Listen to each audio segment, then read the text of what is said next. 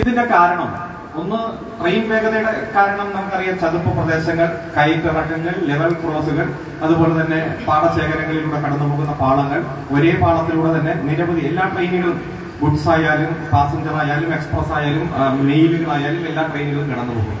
അപ്പോൾ നമ്മുടെ പശ്ചാത്തല സൗകര്യങ്ങളുടെ ഈ അപര്യാപ്തതയാണ് നിക്ഷേപകരെ ഇങ്ങോട്ട് ആകർഷിക്കുന്ന കാര്യത്തിൽ ഉണ്ടാകുന്ന ഏറ്റവും വലിയ കുറവ്. ഇപ്പൊ ജിം നടത്തി, ഗ്ലോബൽ ഇൻവെസ്റ്റേഴ്സ് മീറ്റ് നടത്തി, കാലാകാലങ്ങളിൽ വരുന്ന ഗവൺമെന്റ് പരമാവധി ശ്രമിക്കുന്നുണ്ട് വിദേശത്തു നിന്ന് കുറെ നിക്ഷേപകരെ ഇങ്ങ് കൊണ്ടുവരാൻ. പല പ്രഖ്യാപനവും നടക്കുന്നുണ്ട്, ഇത്ര കോടി രൂപയുടെ നിക്ഷേപം വരും എന്ന രൂപത്തിൽ. പക്ഷെ അവസാനം കണക്കുകൾ എടുത്ത് നോക്കുമ്പോൾ ഈ പ്രഖ്യാപിക്കപ്പെട്ട നിക്ഷേപങ്ങൾ കേരളത്തിലേക്ക് വരുന്നില്ല. അതിന്റെ കാരണം റോഡ്, റെയിൽവേ, ഊർജം, ഈ മൂന്ന് പശ്ചാത്തല സൗകര്യങ്ങളിലുള്ള കുറവാണ് എന്നത് നമ്മുടെ മുന്നിൽ പകൽ പോലെ വ്യക്തമാണ്. അപ്പോ റോഡിന്റെയും അതുപോലെ റെയിൽവേയുടെയും വേഗത വർദ്ധിപ്പിക്കണം എന്നുള്ള തീരുമാനം 2006 സഖാവ് VS അച്യുതാനന്ദൻ കേരളത്തിന്റെ മുഖ്യമന്ത്രിയായിരിക്കുമ്പോൾ ആ ഗവൺമെന്റ് വളരെ സജീവമായിട്ട് തന്നെ തുടങ്ങി.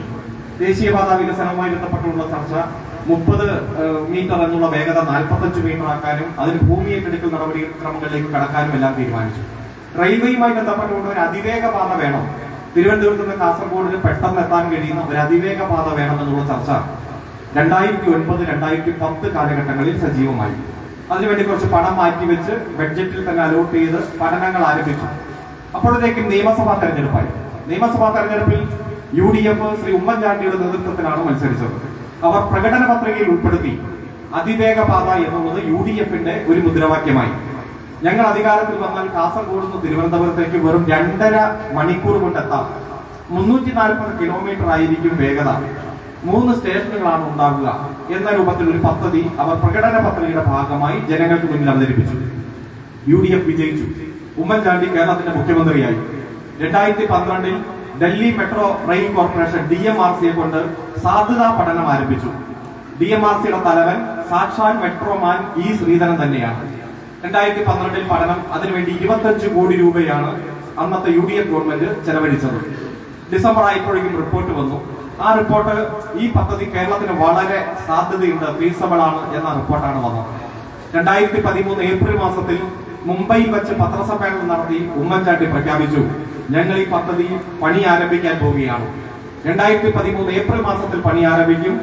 5 വർഷമെടുത്ത് 2018 പണി പൂർത്തീകരിക്കും. 340 കിലോമീറ്റർ ആണ് വേഗത, 2.5 മണിക്കൂറാണ് തിരുവനന്തപുരത്ത് നിന്ന് കാസർഗോഡ് എത്താൻ എടുക്കുക, 3 സ്റ്റേഷനുകളാണ് ഉള്ളത് എന്നെല്ലാം പ്രഖ്യാപിച്ചു. അപ്പൊ അതിന്റെ ക്ലിപ്പിങ്ങുകളൊക്കെ നിങ്ങളുടെ കയ്യിലുണ്ടാവും. ദൂരദർശന്റെ അന്നത്തെ ഒരു വാർത്തയിൽ ഉമ്മൻചാണ്ടി പറയുന്നതിന്റെയൊക്കെ വാർത്തകൾ ഇപ്പൊ പ്രചരിക്കുന്നുണ്ട്. കൃത്യമായി അന്ന് ഹിന്ദു ദിനപത്രത്തിലും മാതൃഭൂമി ദിനപത്രത്തിലും സാക്ഷാൽ E ശ്രീധരൻ തന്നെ ലേഖനം എഴുതി. എന്തേ അതിവേഗപാത വൈകുന്നു എന്നതായിരുന്നു മാതൃഭൂമി ദിനപത്രത്തിന്റെ ഹെഡിങ്. ഹിന്ദുവിലെ ലേഖനത്തിൽ അദ്ദേഹം എഴുതിയത്, ഇത് എന്താണ് നേരത്തെ തോന്നാത്തത്, നമുക്ക് ഇത്രയും ഫീസബിൾ ആയിട്ടുള്ള ഒരു പദ്ധതി, ജില്ലകളെ തമ്മിൽ കണക്ട് ചെയ്യുന്ന പദ്ധതി, വളരെ 2.5 മണിക്കൂർ കൊണ്ട് നമ്മുടെ കേരളത്തിന്റെ അങ്ങേയറ്റത്തുനിന്ന് ഇങ്ങേയറ്റം വരെ വരാൻ കഴിയുന്ന പദ്ധതി എന്ന രൂപത്തിൽ വലിയ തരത്തിൽ ആ പദ്ധതിയെ കൊട്ടിഘോഷിക്കുകയാണ് ചെയ്തത്.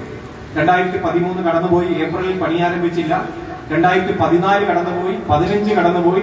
2016 നിയമസഭാ തെരഞ്ഞെടുപ്പിന് 2 മാസം മുമ്പ് UDF ഗവൺമെന്റ് കേന്ദ്ര റെയിൽവേ മന്ത്രാലയവുമായി ഒരു മെമ്മോറാണ്ടം ഓഫ് അണ്ടർസ്റ്റാൻഡിംഗ് ഒപ്പിട്ടു. അതിൽ കേരള ഡെവലപ്മെന്റ് കോർപ്പറേഷന്റെ പ്രവർത്തനങ്ങളുമായി ബന്ധപ്പെട്ടുകൊണ്ടുള്ള ഒരു മെമ്മോറാണ്ടമാണ് ഒപ്പിട്ടത്. നിയമസഭാ തെരഞ്ഞെടുപ്പ് വന്നു. സഖാവ് പിണറായി വിജയന്റെ നേതൃത്വത്തിലാണ് ഇടതുപക്ഷം തെരഞ്ഞെടുപ്പിനെ നേരിട്ടത്. 14 ജില്ലയിലും സഖാവ് പിണറായി സഞ്ചരിച്ചു. കലാ, രാഷ്ട്രീയ, സാമൂഹ്യ, സാംസ്കാരിക, നവോത്ഥാന, വ്യവസായ രംഗത്തെ പ്രമുഖരെ വിളിച്ചുകൂട്ടി.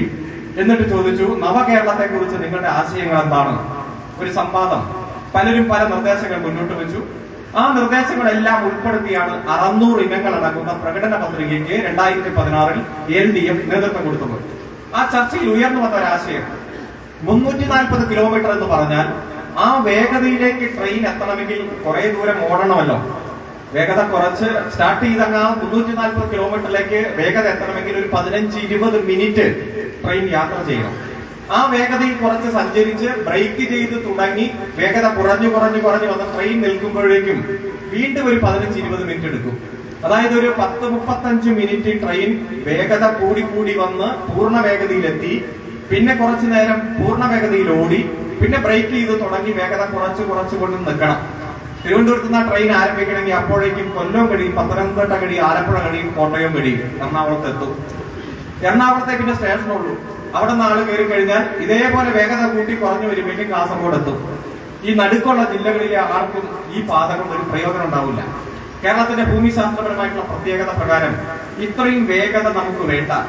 മറിച്ച് എല്ലാ ജില്ലകളിലും സ്റ്റേഷൻ ഉണ്ടാക്കിയാൽ മാത്രമേ എല്ലാ ജില്ലകളിലും ഉള്ളവർക്ക് പ്രയോജനപ്പെടാൻ കഴിയും. ഇടുക്കിയും വയനാടും റെയിൽവേ സ്റ്റേഷൻ ഇല്ല, ബാക്കി 12 ജില്ലയേ ഉള്ളൂ.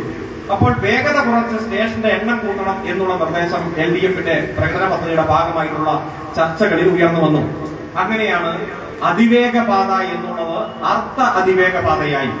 340 കിലോമീറ്റർ എന്നുള്ളത് 200 കിലോമീറ്ററായി കുറച്ചു. 3 റെയിൽവേ സ്റ്റേഷൻ എന്നുള്ളത് 11 റെയിൽവേ സ്റ്റേഷനാക്കി ഉയർത്തി. അങ്ങനെ അർദ്ധ അതിവേഗ പാതയെ കുറിച്ചുള്ള നിർദ്ദേശങ്ങൾ വച്ചു. ആ തെരഞ്ഞെടുപ്പിൽ LDF വിജയിച്ചു. ശ്രീ പിണറായി വിജയൻ കേരളത്തിന്റെ മുഖ്യമന്ത്രിയായി. അതിനുശേഷം ഏറ്റവും ആദ്യം ഒരു പ്രീ സാധ്യതാ പഠനം, മുൻ സാധ്യതാ പഠനത്തിന് മുന്നോടിയായിട്ടുള്ള പ്രീ ഫീസിബിലിറ്റി സ്റ്റഡി ആരംഭിച്ചു.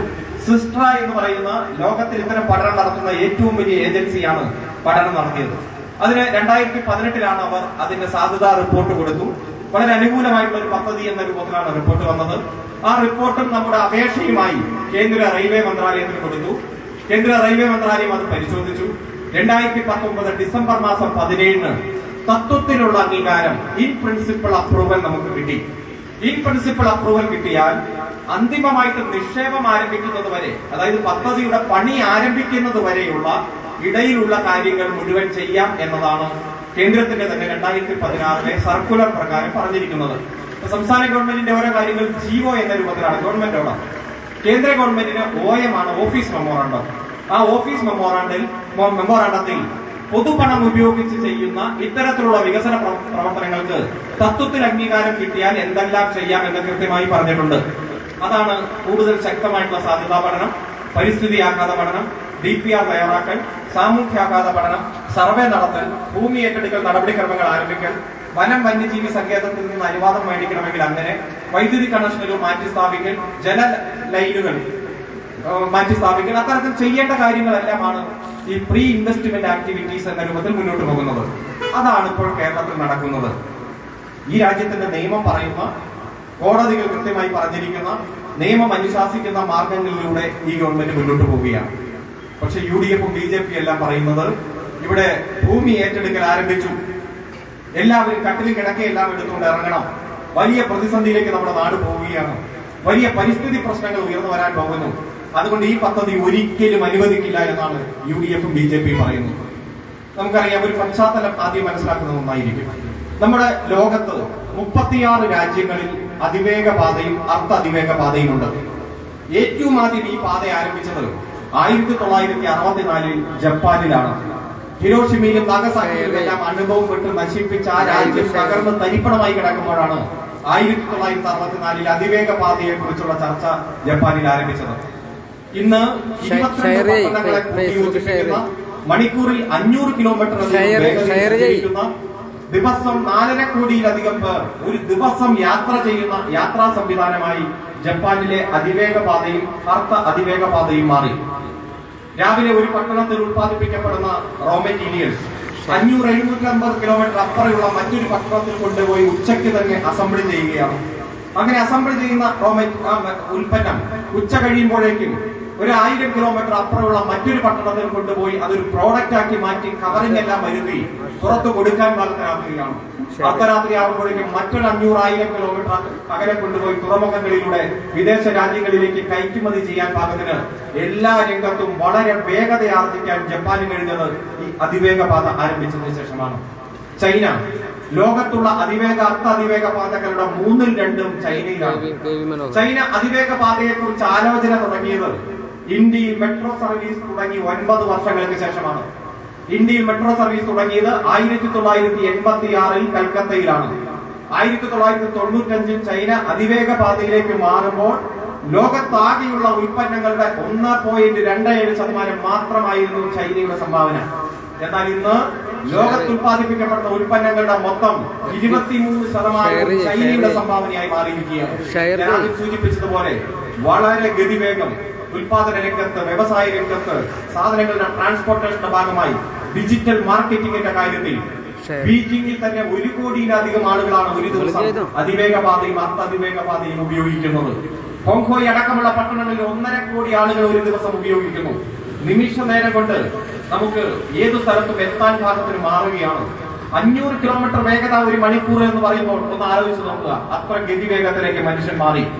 ഇന്ത്യയിലോ 13 സംസ്ഥാനങ്ങളെ കൂട്ടിയോജിപ്പിക്കുന്ന 8 പദ്ധതികൾ ഇപ്പോൾ നമ്മുടെ രാജ്യത്ത് നടന്നുകൊണ്ടിരിക്കുകയാണ്. ഡൽഹിയിൽ നിന്ന് ആരംഭിച്ച് ഡൽഹിയിൽ തിരിച്ചു വരുന്ന തരത്തിൽ 4ഓളം ബൃഹത് പദ്ധതികൾ ഇപ്പോൾ PM ഗതിശക്തി പ്രോജക്ടിന്റെ ഭാഗമായി ഉൾപ്പെടുത്തി നമ്മുടെ രാജ്യത്ത് നടന്നുകൊണ്ടിരിക്കുന്നു. ഒരിടത്തും കോൺഗ്രസോ BJPയോ ഒരപശബ്ദങ്ങളും നമ്മുടെ രാജ്യത്ത് ഉയർത്തുന്നില്ല. BJP എല്ലാ സംസ്ഥാനങ്ങളിലും ഈ പദ്ധതിക്ക് വേണ്ടി നിലകൊള്ളുകയാണ്. പക്ഷെ കേരളത്തിൽ ഞങ്ങൾ സമ്മതിക്കില്ല, ഇത് വേണ്ട എന്നാണ് പറയുന്നത്. ഇവിടെ സൂചിപ്പിച്ചു, ജമാഅത്ത് ഇസ്ലാമിയും NDF-ഉം പോപ്പുലർ ഫ്രണ്ടും എല്ലാവരും കൂടി സെക്രട്ടേറിയറ്റിന് മുന്നിലാണ് അവരുടെ സമരം ആരംഭിച്ചത്. അതിന്റെ പരിസ്ഥിതി പ്രശ്നം എന്നാ പറയുന്നത്. അതിനും ഒരു പശ്ചാത്തലമുണ്ട്. നമുക്കറിയാം, ആഗോള താപനത്തിന്റെ ദുരന്ത ഫലങ്ങൾ നമ്മൾ അനുഭവിച്ചുകൊണ്ടിരിക്കുകയാണ്. പ്രതീക്ഷിക്കാത്ത സമയത്തുള്ള വലിയ മഴ, പ്രളയം, ഭൂകമ്പങ്ങൾ, 2018 പ്രളയം, 19 പ്രളയം, അതേസമയത്ത് ചെന്നൈയിലും ഛത്തീസ്ഗഡിലും മഹാരാഷ്ട്രയിലും ആസാമിലും എല്ലാം ദിവസങ്ങൾ ആഴ്ചകൾ നീണ്ടുനിന്ന പ്രളയം, ലോകത്ത് പല രാജ്യങ്ങളിലും ഉണ്ടായിട്ടുള്ള ഭൂകമ്പം, നമ്മൾ പ്രതീക്ഷിക്കാത്ത തരത്തിലേക്ക് കാലാവസ്ഥ മാറുകയാണ്. 2015 പാരീസിൽ എല്ലാ ലോകരാജ്യങ്ങളുടെയും തലവന്മാർ ഒത്തുകൂടി ശാസ്ത്രജ്ഞന്മാരുടെ റിപ്പോർട്ടുകളെല്ലാം പരിശോധിച്ചു. ഇങ്ങനെ മുന്നോട്ട് പോയാൽ ഭാവി തലമുറയ്ക്ക് വേണ്ടി ഈ ഭൂമി ഉണ്ടാകില്ല. അതുകൊണ്ട് കൃത്യമായി ബദൽ മാർഗങ്ങൾ ആവിഷ്കരിക്കണം. എന്താണ് ഈ ആഗോളതാപനത്തിന്റെ കാരണം? അമിതമായി പുറത്തുവിടുന്ന കാർബൺ ഡയോക്സൈഡ് ആണ്, കാർബണും മീഥൈനുമാണ്. ഈ കാർബണെ നിയന്ത്രിക്കണം. അതിനുവേണ്ടി വാഹനങ്ങളിൽ നിന്നുള്ള കാർബണിന്റെ പുറത്തുവിടൽ, വ്യവസായ സ്ഥാപനങ്ങളിൽ നിന്നുള്ള കാർബണിന്റെ ബഹിർഗമനം പടിപടിയായി നിയന്ത്രിച്ചു കൊണ്ടുവരണം. പ്രകൃതിക്ക് ഇണങ്ങുന്ന തരത്തിലേക്ക് ഇത് മാറ്റണമെന്നുള്ള തീരുമാനം 2015 പാരീസ് ഉടമ്പടിയുടെ ഭാഗമായി ഉണ്ടായി. 2021 ഗ്ലാസ്ഗോ എന്ന് പറയുന്ന സ്ഥലത്തും ഇതേ ലോകരാജ്യങ്ങളുടെ തലവന്മാർ ഒത്തുകൂടിയിട്ട് അവർ കഴിഞ്ഞ 6 വർഷം നടത്തിയ പ്രവർത്തനങ്ങൾ പരിശോധിച്ചു. പല രാജ്യങ്ങളിലും മാറ്റം വന്നിട്ടുണ്ട്. ഇപ്പോൾ ആസൂത്രണം ചെയ്ത് നടപ്പാക്കിക്കൊണ്ടിരിക്കുന്ന, ഭാവിയിലേക്ക് ആസൂത്രണം ചെയ്യുന്ന എല്ലാ പദ്ധതികളും കാർബണിന്റെ ബഹിർഗമനം ഇല്ലാത്ത തരത്തിലേക്ക് മാറ്റണമെന്ന തീരുമാനം. അവിടെ നമ്മുടെ പ്രധാനമന്ത്രി ശ്രീ നരേന്ദ്രമോദി ഗ്ലാസ്ഗോ കൺവെൻഷനെ അഭിവാദ്യം ചെയ്തുകൊണ്ട് സംസാരിച്ചത് 2050 ഒരു തുള്ളി കാർബൺ പുറത്തുവിടാത്ത രാജ്യമായി ഇന്ത്യ മാറും, അത്തരത്തിൽ എല്ലാ മേഖലയിലും മാറ്റം വരും എന്ന് തന്നെയാണ്.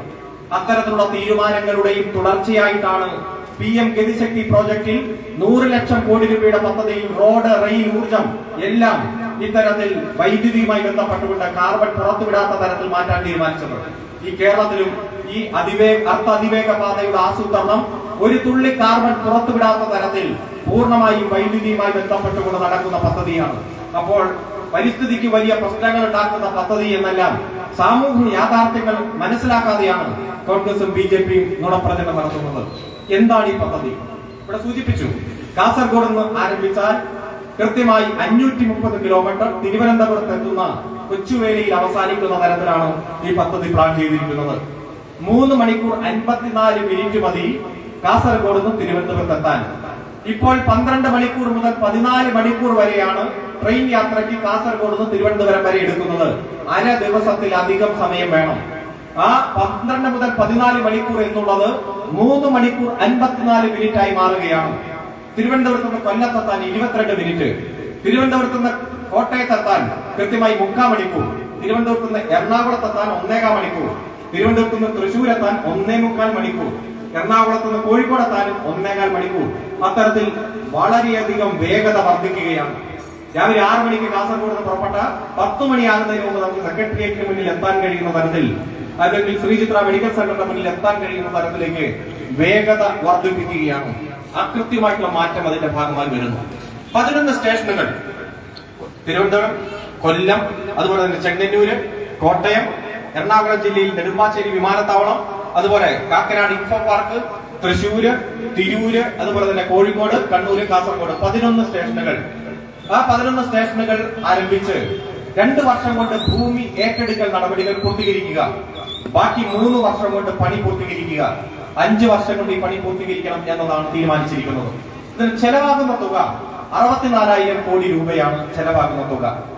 ഈ പദ്ധതി പണി ആരംഭിക്കുമ്പോൾ ഏകദേശം 65,000 പേർക്ക് നേരിട്ടും അല്ലാതെയും ജോലി കിട്ടും. പണി പൂർത്തീകരിച്ചു കഴിഞ്ഞാൽ 15,000 പേർക്ക് നേരിട്ട് സ്ഥിരമായി ജോലി കിട്ടുന്ന സംവിധാനമാണ് ഒരുക്കിയിരിക്കുന്നത്. ആദ്യ വർഷം തന്നെ, പണി പൂർത്തീകരിച്ച ആദ്യ വർഷം തന്നെ 14,000-ഓളം വരുന്ന വാഹനങ്ങൾ നമ്മുടെ റോട്ടിൽ നിന്ന് ഇല്ലാതാകും. കാരണം ഇപ്പോൾ സ്വന്തം വാഹനം ഉപയോഗിച്ചിരിക്കുന്ന അല്ലെങ്കിൽ ട്രെയിൻ സർവീസ് ഉപയോഗിക്കുന്ന ബസ് സർവീസ് ഉപയോഗിക്കുന്ന ഏകദേശം 80,000-ഓളം പേർ ഈ അർദ്ധ അതിവേഗ പാതയെ ഓരോ ദിവസവും ആശ്രയിക്കും എന്നാണ് കണക്ക് കൂട്ടുന്നത്. ഇപ്പോൾ സ്വന്തം കയ്യിൽ നിന്ന് പെട്രോൾ അടിച്ച് വാഹനം ഓടിച്ച് കാറിൽ പോയി ജോലി ചെയ്യുന്ന ഒരു 100-നും 150 കിലോമീറ്ററിനും ഇടയിൽ അല്ലെങ്കിൽ 150-നും 200 കിലോമീറ്ററിനും ഇടയിൽ യാത്ര ചെയ്ത് തിരിച്ചു വരുന്നവരുടെ എണ്ണം എടുത്തു. അതിന് ചെലവാകുന്ന തുക നോക്കി. അപ്പൊ മിനിമം ഈ പെട്രോളിന്റെ വില ഈ ഘട്ടത്തിൽ കൂടുന്നതിന് മുമ്പ് 10 രൂപ ചെലവാകും. അതുപോലെ തന്നെ ടാക്സിയാണ് ഉപയോഗിക്കുന്നതെങ്കിൽ 15 രൂപ ചെലവാകും. അർദ്ധ അതിവേഗ പാതയിലേക്ക് മാറുമ്പോൾ 1 കിലോമീറ്ററിന് ചെലവാകുക വെറും 2 രൂപ 75 പൈസ മാത്രമാണ്. അപ്പൊ അതുകൊണ്ട് ഏകദേശം ഒരു 80,000-ഓളം പേർ ഓരോ ദിവസവും അർദ്ധ അതിവേഗ പാതയെ ആശ്രയിക്കും എന്നാണ് കണക്ക് കൂട്ടുന്നത്. 530 കിലോമീറ്റർ യാത്ര ചെയ്യുന്നതിന്റെ കണക്കല്ല, മറിച്ച് ഒരു 100-150 കിലോമീറ്റർ ദിവസം യാത്ര ചെയ്യുന്ന 150-200 കിലോമീറ്റർ വരെ യാത്ര ചെയ്ത ദിവസവും പോകുന്നവർ എത്ര പേർ അർദ്ധ അതിവേഗ പാതയിലേക്ക് മാറും എന്നുള്ള കണക്കാണ് എടുത്തിരിക്കുന്നത്. അങ്ങനെ വരുമ്പോൾ വാഹനങ്ങളുടെ എണ്ണം കുറയുമ്പോൾ ഒരു 2,80,000 ടൺ കാർബണിന്റെ ബഹിർഗമനം ഓരോ ദിവസവും ഇല്ലാതാകും എന്നാണ് കണക്കുകൂട്ടിയിരിക്കുന്നത്. 530 കോടി രൂപയുടെ പെട്രോൾ ഡീസൽ ലാഭം ഉണ്ടാകും എന്ന് കണക്കുകൂട്ടിയിരിക്കുന്നു. അതുപോലെ 12 മണിക്കൂർ മുതൽ 14 മണിക്കൂർ വരെ ഇപ്പോൾ എടുക്കുന്ന യാത്ര 3 മണിക്കൂർ 54 മിനിറ്റിലേക്ക് ചുരുങ്ങുമ്പോൾ ഓരോ വ്യക്തിയുടെയും യാത്ര ചെയ്യുന്ന മുഴുവൻ വ്യക്തികളുടെയും ആളോഹരി ദിവസ മണിക്കൂറുകൾ സേവ് ചെയ്യുന്നത് 2,80,000 മണിക്കൂറുകൾ ഒരു ദിവസം സേവ് ചെയ്യാൻ കഴിയും. ഇപ്പോൾ യാത്ര ചെയ്യുമ്പോൾ എടുക്കുന്ന സമയവും ഭാവിയിൽ യാത്ര ചെയ്യുമ്പോൾ എടുക്കുന്ന സമയവും ആ ആളോഹരി ദിവസ മണിക്കൂറുകൾ ഏകദേശം 2,80,000 മണിക്കൂർ മറ്റു മേഖലയിലേക്ക് ഉപയോഗിക്കാൻ കഴിയും. അപ്പോൾ വലിയ മാറ്റം വരും. ആ മറ്റു മേഖലയിൽ ഉപയോഗിക്കുമ്പോൾ വലിയ സാമ്പത്തിക വികസനം ആ മേഖലയിലെല്ലാം വലിയ കുതിച്ചുചാട്ടം ഉണ്ടാകും എന്നാണ് വിലയിരുത്തുന്നത്. അത്തരത്തിൽ ഈ പാത പ്ലാൻ ചെയ്തിരിക്കുന്നത്. പക്ഷെ വലിയ നുണപ്രചരണം നടക്കുകയാണ്. ഈ പാതയുമായി ബന്ധപ്പെട്ടുകൊണ്ട് ഒരു പഠനവും നടത്താതെ ഇങ്ങനെ ഒരു ആശയം മുന്നോട്ട് വച്ചിരിക്കുകയാണ് എന്ന രൂപത്തിലാണ് UDF-ന്റെ നേതാക്കന്മാരും BJP-യുടെ നേതാക്കന്മാരും പ്രസ്താവനകൾ ഇറക്കുന്നത്. അതുപോലെ തന്നെ സമരസമിതിയുടെ പഠന റിപ്പോർട്ട് എന്ന രൂപത്തിൽ അച്ചടിച്ച് വിതരണം ചെയ്തുകൊണ്ടിരിക്കുന്നത്. ഞാൻ ആദ്യം പറഞ്ഞു, ഇത്തരത്തിൽ സംസ്ഥാനങ്ങളുടെ റെയിൽവേ പാത വികസിപ്പിക്കാനുള്ള തീരുമാനമെടുത്തത് നരേന്ദ്രമോദി രാജ്യത്ത് പ്രധാനമന്ത്രിയായി വന്നതിന് ശേഷമാണ്. UDF-ന്റെ അവസാന കാലത്താണ് കേരള ഡെവലപ്മെന്റ് കോർപ്പറേഷന്റെ മെമ്മോറാണ്ടം ഓഫ് അണ്ടർസ്റ്റാൻഡിംഗ് ഒപ്പിട്ടത്. ഇടതുപക്ഷം വന്നതിന് ശേഷമാണ് ആ കമ്പനി രജിസ്റ്റർ ചെയ്തത്. 49% ഷെയർ കേരളത്തിന്റെ, 51% ഷെയർ കേന്ദ്രത്തിന്റെയാണ്. ഇത് കേരളത്തിന്റെ ഒരു സ്വന്തം പദ്ധതിയല്ല, കേന്ദ്ര സംസ്ഥാനങ്ങളുടെ സംയുക്ത ഉടമസ്ഥയിലുള്ള ഒരു പൊതുമേഖലാ സ്ഥാപനമായിട്ടാണ് ഇത് രജിസ്റ്റർ ചെയ്തിരിക്കുന്നത്.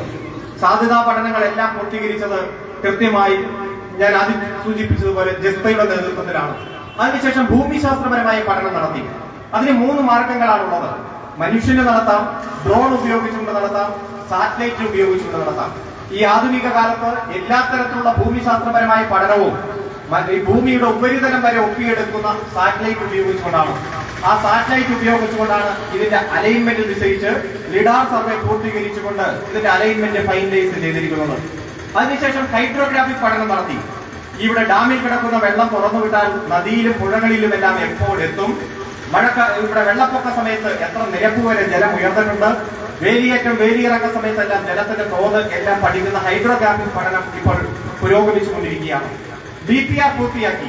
4000 പേജുള്ള DPR ഈ പദ്ധതികളുടെ പോസിറ്റീവായിട്ടുള്ള കാര്യങ്ങൾ, നെഗറ്റീവായിട്ടുള്ള കാര്യങ്ങൾ, പുതിയ പുതിയ സാധ്യതകളെ കുറിച്ചെല്ലാം കൃത്യമായിട്ട് തന്നെ വിശദീകരിച്ചിട്ടുണ്ട്. ഗ്രീസിലും ചിലിയിലും ഫ്രാൻസിലും എല്ലാം ഇത്തരം പദ്ധതികൾക്ക് DPR തയ്യാറാക്കിയ അതേ ഏജൻസി തന്നെയാണ് നമ്മുടെ കേരളത്തിലും ഈ പദ്ധതിക്ക് വേണ്ടി DPR തയ്യാറാക്കിയിരിക്കുന്നത്. അടുത്തത് പരിസ്ഥിതി ആഘാത പഠനമാണ്. റെയിൽവേ പദ്ധതി എന്ന് പറഞ്ഞാൽ പൂർണ്ണമായും പരിസ്ഥിതിയുമായി അനുകൂലമാണ്. കാരണം പണ്ട് കൽക്കരിയൊക്കെ ഉപയോഗിച്ചുകൊണ്ടാണ് പ്രവർത്തിച്ചിരുന്നത്. പക്ഷെ ഇപ്പോൾ പൂർണ്ണമായും വൈദ്യുതീകരിച്ചതിന് ശേഷം റെയിൽവേയുടെ പുതിയ പദ്ധതികൾ ആവിഷ്കരിക്കുമ്പോഴും പുതിയ പാലങ്ങൾ നിർമ്മിക്കുമ്പോഴും പരിസ്ഥിതി ആഘാത പഠനം ആവശ്യമില്ല 2006-ന് ശേഷം. പക്ഷെ എന്നിരുന്നാലും നമ്മൾ ദ്രുത പരിസ്ഥിതി ആഘാത പഠനം നടത്തി. ദ്രുത പരിസ്ഥിതി ആഘാത പഠനം പൂർത്തീകരിച്ചപ്പോൾ ഗവൺമെന്റിന് തോന്നി പോരാ, വലിയ വിശദമായിട്ടുള്ള പരിസ്ഥിതി ആഘാത പഠനം നടത്തണം. 2021 ഒക്ടോബറിൽ ആരംഭിച്ച് 2022 ഒക്ടോബറിൽ അവസാനിക്കുന്ന വളരെ വിശദമായിട്ടുള്ള പരിസ്ഥിതി ആഘാത പഠനം ഇപ്പോൾ നടന്നുകൊണ്ടിരിക്കുകയാണ്. അടുത്തത് സാമൂഹ്യാഘാത പഠനമാണ്. സാമൂഹ്യാഘാത പഠനം എന്നത് 2013-ന് ശേഷമുള്ള ആശയമാണ്. 2013-ന് മുമ്പ് ഉണ്ടായിരുന്ന നിയമം 1893-ൽ ഉണ്ടായ നിയമമാണ്. 119 കൊല്ലം നമ്മുടെ രാജ്യത്തുണ്ടായിരുന്നു ഭൂമി ഏറ്റെടുക്കുന്നതുമായി ബന്ധപ്പെട്ടുള്ള നിയമം. ആ നിയമപ്രകാരം നോട്ടിഫിക്കേഷൻ വന്നാൽ ഉള്ള പണം കിട്ടും, അത് വാങ്ങിച്ചുകൊണ്ട് പോകുക എന്ന് മാത്രമേ ഉള്ളൂ. പക്ഷെ 2013 പാർലമെന്റ് പാസാക്കിയ നിയമപ്രകാരം ഭൂമി ഏറ്റെടുക്കലും നഷ്ടപരിഹാരവും പുനഃസ്ഥാപനവും പുനരധിവാസവും അടങ്ങുന്ന നിയമമാണ്. ആ ഭൂമി വിട്ടുകൊടുക്കുമ്പോൾ തന്നെ ഏറ്റവും മാന്യമായിട്ടുള്ള നഷ്ടപരിഹാരം വേണം. അവർക്ക് പുനരധിവാസവും പുനഃസ്ഥാപനം ഉണ്ട് എന്ന് ഉറപ്പുവരുത്തിയതിനു ശേഷം മാത്രമേ ഭൂമി ഏറ്റെടുക്കാവൂ. അതിനുവേണ്ടി ഏറ്റവും ആദ്യം നടത്തേണ്ടത് സാമൂഹ്യാഘാത പഠനമാണ്. സാമൂഹ്യാഘാത പഠനം നടത്തുക ഒരു പഞ്ചായത്തിലോ വില്ലേജിലോ താലൂക്കിലോ മൊത്തത്തിലല്ല, മറിച്ച് ഈ അലൈൻമെന്റ് കടന്നു പോകുന്ന ഭൂമി കൃത്യമായി അതിരടയാളം നിശ്ചയിച്ച് ആ അതിരടയാളത്തിന്റെ ഉള്ളിൽ വരുന്ന ഏറ്റെടുക്കുന്ന ഭൂമിയുടെയാണ് സാമൂഹ്യാഘാത പഠനം നടത്തുക. സാമൂഹ്യാഘാത പഠനം എന്ന് വെച്ചാൽ എത്ര വീടുകൾ നഷ്ടപ്പെടുന്നു, എത്ര മറ്റു കെട്ടിടങ്ങൾ നഷ്ടപ്പെടുന്നു, എത്ര കുടുംബത്തെ പുനരധിവസിപ്പിക്കണം, അമ്പലമുണ്ടോ, പള്ളിയുണ്ടോ, ആരാധനാലയങ്ങളുണ്ടോ, സ്റ്റേഡിയമുണ്ടോ, സ്കൂളുകളുണ്ടോ, എത്ര മരം നഷ്ടപ്പെടുന്നു എന്ന രൂപത്തിൽ ഈ അതിരടയാളത്തിനിടയിൽ അലൈൻമെന്റ് കടന്നു പോകുന്ന മേഖലയിൽ ഉണ്ടാകുന്ന ആഘാതം, നഷ്ടം എന്താണ് എന്ന് കൃത്യമായി വിലയിരുത്തുക എന്നതാണ് സാമൂഹ്യാഘാത പഠനം കൊണ്ട് ഉദ്ദേശിക്കുന്നത്. അതിനുവേണ്ടി 6 മാസമാണ് അനുവദിച്ചിരിക്കുന്നത്. അതിനുവേണ്ടി ഏറ്റവും ആദ്യം അതിരടയാളം നിശ്ചയിക്കണം. 6 മാസം ഈ അതിരടയാളം അവിടെ നിൽക്കണം. പഠനത്തിന്റെ ഭാഗമായി ചെല്ലുമ്പോൾ അലൈൻമെന്റ് മാറിപ്പോകരുത്. അലൈൻമെന്റ് മാറിപ്പോയാൽ എത്ര മരം നഷ്ടപ്പെടുന്നു, കെട്ടിടത്തിന്റെ അതിർത്തി, മറ്റു കാര്യങ്ങളെല്ലാം തെറ്റിപ്പോകും. അതുകൊണ്ട് ഇന്ത്യൻ സർവേ ആക്ടിന്റെ സെക്ഷൻ 6 പ്രകാരവും 2013 ഭൂമി ഏറ്റെടുക്കൽ നിയമത്തിന്റെ സെക്ഷൻ 4 പ്രകാരവും ഒരുമിച്ച് നോട്ടിഫിക്കേഷൻ ഇറക്കി ഒരുമിച്ച് മുന്നോട്ട് പോകുന്നു. അപ്പൊ തന്നെ ചോദിച്ചു, സിംഗിൾ ബെഞ്ച് എന്തിന് കല്ലിടുന്നു, കല്ലെന്തിനാണ്, മഞ്ഞക്കല്ല്, ആരാണ് കല്ല് ചോന്നു കൊണ്ടുപോയത്, അവർക്ക് എന്താണ് അധികാരം എന്ന രൂപത്തിൽ ഈ പരാതി കേസ് തന്നിരിക്കുന്നവരുടെ പറമ്പിൽ സർവേ പാടില്ല. സിംഗിൾ ബെഞ്ചിന്റെ ഉത്തരവ് വന്നു. അറിയാലോ ആരാ സിംഗിൾ ബെഞ്ച് എന്നൊക്കെ നിങ്ങൾക്ക് അറിയാം. അത് കഴിഞ്ഞ് ഗവൺമെന്റ് അപ്പീൽ കൊടുത്തു ഡിവിഷൻ ബെഞ്ചിൽ. ഡിവിഷൻ ബെഞ്ച് കൃത്യമായി ഒരു 90 പാരഗ്രാഫുള്ള 57 പേജുള്ള വിധിന്യായം പ്രഖ്യാപിച്ചിട്ട് പറഞ്ഞു, സാമൂഹ്യാഘാത പഠനം നടത്താൻ ഗവൺമെന്റിന് എല്ലാ തരത്തിലും അധികാരമുണ്ട്. കാരണം ഈ ആഘാതമുണ്ടോ എന്ന് പഠിക്കുന്നത് ആഘാതത്തെ ലഘൂകരിച്ച് കൊണ്ടുവരാനാണ്, ബദൽ മാർഗങ്ങൾ സ്വീകരിക്കാനാണ്. ആ ആഘാതമുണ്ടോ എന്ന് കൃത്യമായിട്ട് സൂക്ഷ്മമായിട്ടുള്ള പഠനം നടത്തണമെങ്കിൽ അതിരടയാളം നിശ്ചയിക്കണം. അതുകൊണ്ട് സർവേ ആക്ട് പ്രകാരം മുന്നോട്ട് പോകാമെന്ന് കൃത്യമായി പറഞ്ഞ ഡിവിഷൻ ബെഞ്ച് സിംഗിൾ ബെഞ്ചിന്റെ വിധി സ്റ്റേ ചെയ്തു, റദ്ദാക്കി. സ്റ്റേ അല്ല, റദ്ദാക്കി. നേരെ സുപ്രീം കോടതിയിൽ പോയി. സുപ്രീം കോടതി പറഞ്ഞത് 5 കാര്യങ്ങളാണ്. ഒന്ന്, it is A prestigious project of Kerala. കേരളത്തിന്റെ അഭിമാന പദ്ധതിയാണ്. ആ അഭിമാന പദ്ധതി തടസ്സം വരുന്ന തരത്തിൽ ഒരു ഉത്തരവിറക്കാൻ ആ സിംഗിൾ ബെഞ്ച് തയ്യാറാകാൻ പാടില്ലായിരുന്നു. രണ്ടാമത്തെ കാര്യം. മൂന്നാമത്തെ കാര്യം, the division bench rightly interfered and rightly set aside the order of the single bench. ശരിയായ രീതിയിൽ അതാത് സമയത്ത് ഡിവിഷൻ ബെഞ്ച് ഇടപെട്ട് അത് സെറ്റ് അസൈഡ് ചെയ്തു. നന്നായിട്ട് ഇടപെട്ടു. റൈറ്റ്ലി എന്ന വാക്ക് 2 തവണയുണ്ട്. അതിനുശേഷം ഡിവിഷൻ ബെഞ്ചിന്റെ ഉത്തരവ് ഞങ്ങൾ കൃത്യമായി പരിശോധിച്ചു, അത് പൂർണ്ണമായി ശരിയാണ്. അതുകൊണ്ട് സുപ്രീം കോടതി അത് ശരിവെക്കുന്നു. 5ാമത്തെ കാര്യം, ഈ പഠനം കൊണ്ട് ഒരാൾക്കും പ്രെജുഡിസ് ഉണ്ടാകുന്നില്ല, ഒരു തരത്തിലും ബുദ്ധിമുട്ടുണ്ടാകുന്നില്ല. അതുകൊണ്ട് പഠനം തുടരട്ടെ എന്ന് പറഞ്ഞു. അതുകൊണ്ട് പ്രിയപ്പെട്ടവരെ, 2013 ഇന്ത്യയുടെ പാർലമെന്റ് പാസാക്കിയ നിയമപ്രകാരവും പരമോന്നത നീതിപീഠമായ രാജ്യത്തിന്റെ സുപ്രീം കോടതി വച്ചിരിക്കുന്ന വിധിയുടെ അടിസ്ഥാനത്തിലും കൃത്യമായിട്ടുള്ള സർവേയും സാമൂഹ്യാഘാത പഠനവുമാണ് ഇവിടെ നടന്നുകൊണ്ടിരിക്കുന്നത്. സമ്മതിക്കില്ല, ഞങ്ങൾ സമരം ചെയ്യും.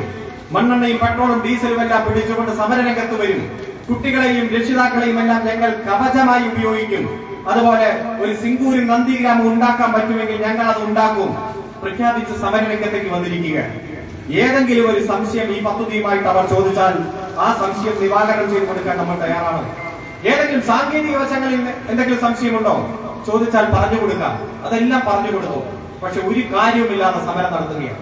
അപ്പൊ UDF-കാരോട് നമുക്ക് ചോദിക്കാനുള്ളത്, നിങ്ങൾ 2013 പ്രകടന പത്രികയിൽ, 2011 പ്രകടന പത്രികയിൽ ഉൾപ്പെടുത്തി 2012 പഠനം നടത്തി സാക്ഷാൽ DMRCയുടെ ഫീസിബിലിറ്റി റിപ്പോർട്ടിന്റെ അടിസ്ഥാനത്തിൽ കൊണ്ടുവന്ന പദ്ധതിക്ക് ചെലവ് 1,18,000 കോടി രൂപ.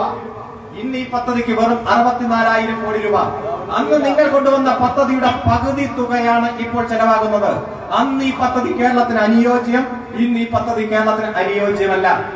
അന്ന് നിങ്ങൾ ഏറ്റെടുക്കാൻ തീരുമാനിച്ചത് 5,000 ഹെക്ടർ ഭൂമി, ഇന്ന് ഏറ്റെടുക്കുന്നത് 1,317 ഹെക്ടർ ഭൂമി. അന്ന് ഏറ്റെടുക്കുന്ന 5,000 ഹെക്ടർ ഭൂമിയുടെ പദ്ധതി കേരളത്തിന് അനുയോജ്യം, ഇന്ന് അതിന്റെ 1/3 ഭൂമി പോലും ഏറ്റെടുക്കാത്ത പദ്ധതിക്ക് അനുയോജ്യമല്ല. അന്ന് അവർ ജപ്പാനിൽ നിന്ന്, ജയ്ക്കിയിൽ നിന്ന് 80% ലോൺ എടുക്കാൻ തീരുമാനിച്ചു. ഇന്ന് നമ്മൾ ജയ്ക്കിയിൽ നിന്ന് 29% ലോൺ എടുക്കാൻ തീരുമാനിച്ചിരിക്കുന്നു. അന്ന് ആ പദ്ധതി കേരളത്തിന് അനുയോജ്യം, ഇന്ന് ഈ പദ്ധതി കേരളത്തിന് അനുയോജ്യമല്ല. അതുപോലെ അന്നവർ ഈ പദ്ധതി പൂർത്തീകരിക്കാൻ വേണ്ടി ചെലവാകുമെന്ന് പ്രഖ്യാപിച്ച റോ മെറ്റീരിയൽസ്, കല്ലും മണലും സിമെന്റുമെല്ലാം, അതിന്റെ 1/3 മതി ഈ പദ്ധതി പൂർത്തീകരിക്കാൻ. പക്ഷെ അന്ന് അനുകൂലം 5 വർഷം കൊണ്ട് പണി പൂർത്തീകരിക്കുമെന്ന് പറഞ്ഞു. ഇപ്പൊ ഈ പദ്ധതി പാടില്ല, കേരളത്തിൽ സമ്മതിക്കില്ല എന്നാണ് പറയുന്നത്. എന്ത് വിരോധാഭാസമാണ്? അവർ പറയുന്നത് നിലവിലുള്ള പാത ഇരട്ടിപ്പിച്ചാൽ പോരെ, വേഗത കൂട്ടുമല്ലോ, അതുകൊണ്ട് പുതിയ എന്തിനാണ് 3ാമതും 4ാമതും ഒരു പാത എന്ന്. പ്രിയപ്പെട്ടവരെ, നിലവിലുള്ള റെയിൽവേ പാതയിൽ 626 വളവുകളാണ്, 36% വളവുകളാണ്. ഏകദേശം 80-90 ഡിഗ്രിയിലുള്ള വളവുകൾ വരെയുണ്ട്. ആ വളവുകൾ നിവർത്താൻ നോക്കിയാൽ ഇപ്പോൾ ഏറ്റെടുക്കുന്ന ഭൂമിയുടെ ഒരു 5 ഇരട്ടി ഭൂമി ഉണ്ടെങ്കിലും ഈ കേരളത്തിന്റെ റെയിൽവേയുടെ വളവുകൾ നികത്താൻ നമുക്ക് കഴിയില്ല. അതുപോലെ തന്നെ പാത ഇരട്ടിപ്പിക്കൽ, പ്രിയപ്പെട്ടവരെ, 19 കിലോമീറ്റർ മാത്രമേ ഇനി പാത ഇരട്ടിപ്പിക്കൽ പൂർത്തീകരിക്കാനുള്ളൂ കേരളത്തിൽ. എത്ര നോക്കിയാലും ഒരു 5% വേഗത വർദ്ധിക്കുമെന്നതല്ലാതെ ഒരു തരത്തിലും കേരളത്തിൽ പാത ഇരട്ടിപ്പിച്ചാലും വേഗത വർദ്ധിക്കില്ല. കാരണം കയറ്റിറക്കങ്ങളും ചതുപ്പ് പ്രദേശങ്ങളും അതുപോലെ തന്നെ ലെവൽ ക്രോസുകളും എല്ലാം കേരളത്തിന്റെ പാതയിൽ വലിയ പ്രശ്നം തന്നെയുണ്ട്. ഈ പാതയിൽ വേഗത കൂട്ടാൻ എത്ര നോക്കിയാലും ബുദ്ധിമുട്ടാണ്. ഇന്നലെ ഇന്ത്യൻ എക്സ്പ്രസിന്റെ പത്രത്തിൽ ഒരു റിപ്പോർട്ടുണ്ട്. ഏകദേശം വലിയ ലക്ഷം കോടി രൂപ മുടക്കിയിട്ടും രാജ്യത്തിന്റെ പല മേഖലകളിലും നിലവിലുള്ള പാതയിൽ വേഗത കൂട്ടാൻ കഴിയുന്നില്ല. അതുകൊണ്ട് അതിവേഗ പാതയോ എക്സ്പ്രസ് പാതയോ അല്ലെങ്കിൽ അർദ്ധ പാതയോ ഈ രാജ്യത്തിന് വേണമെന്ന രൂപത്തിലാണ് റിപ്പോർട്ട്. പിന്നെ സിഗ്നൽ പരിഷ്കാരം, ഓട്ടോമാറ്റിക് സിഗ്നൽ ആയാലും മാക്സിമം പോയാൽ ഒരു 5-10% ഇപ്പോഴുള്ള വേഗത വർദ്ധിപ്പിക്കാം എന്നല്ലാതെ ഈ പാതയിലൂടെ ഒന്നും നടക്കാത്ത സ്ഥിതിയുണ്ട്. അതുകൊണ്ട് 3ാമതും 4ാമതും ഒരു പാത വേണം എന്നുള്ളത് നമ്മളല്ല കൊണ്ടുവന്നത്, UDF ആണ് കൊണ്ടുവന്നത്. രാജ്യത്തിന്റെ 13 സംസ്ഥാനങ്ങളിൽ BJPയുടെ നേതൃത്വത്തിലടക്കം നടപ്പിലാക്കിക്കൊണ്ടിരിക്കുന്ന പാതയാണ്. അവിടെയൊന്നും ഒരു പ്രക്ഷോഭവും നടത്താത്തവർ ഇവിടെ വന്ന് പ്രക്ഷോഭം നടത്തുകയാണ്. എന്നിട്ട് എന്താ പറയണേ? കേരളത്തിൽ സാമ്പത്തികമായിട്ടുള്ള വലിയ ഞെരുക്കമാണ്.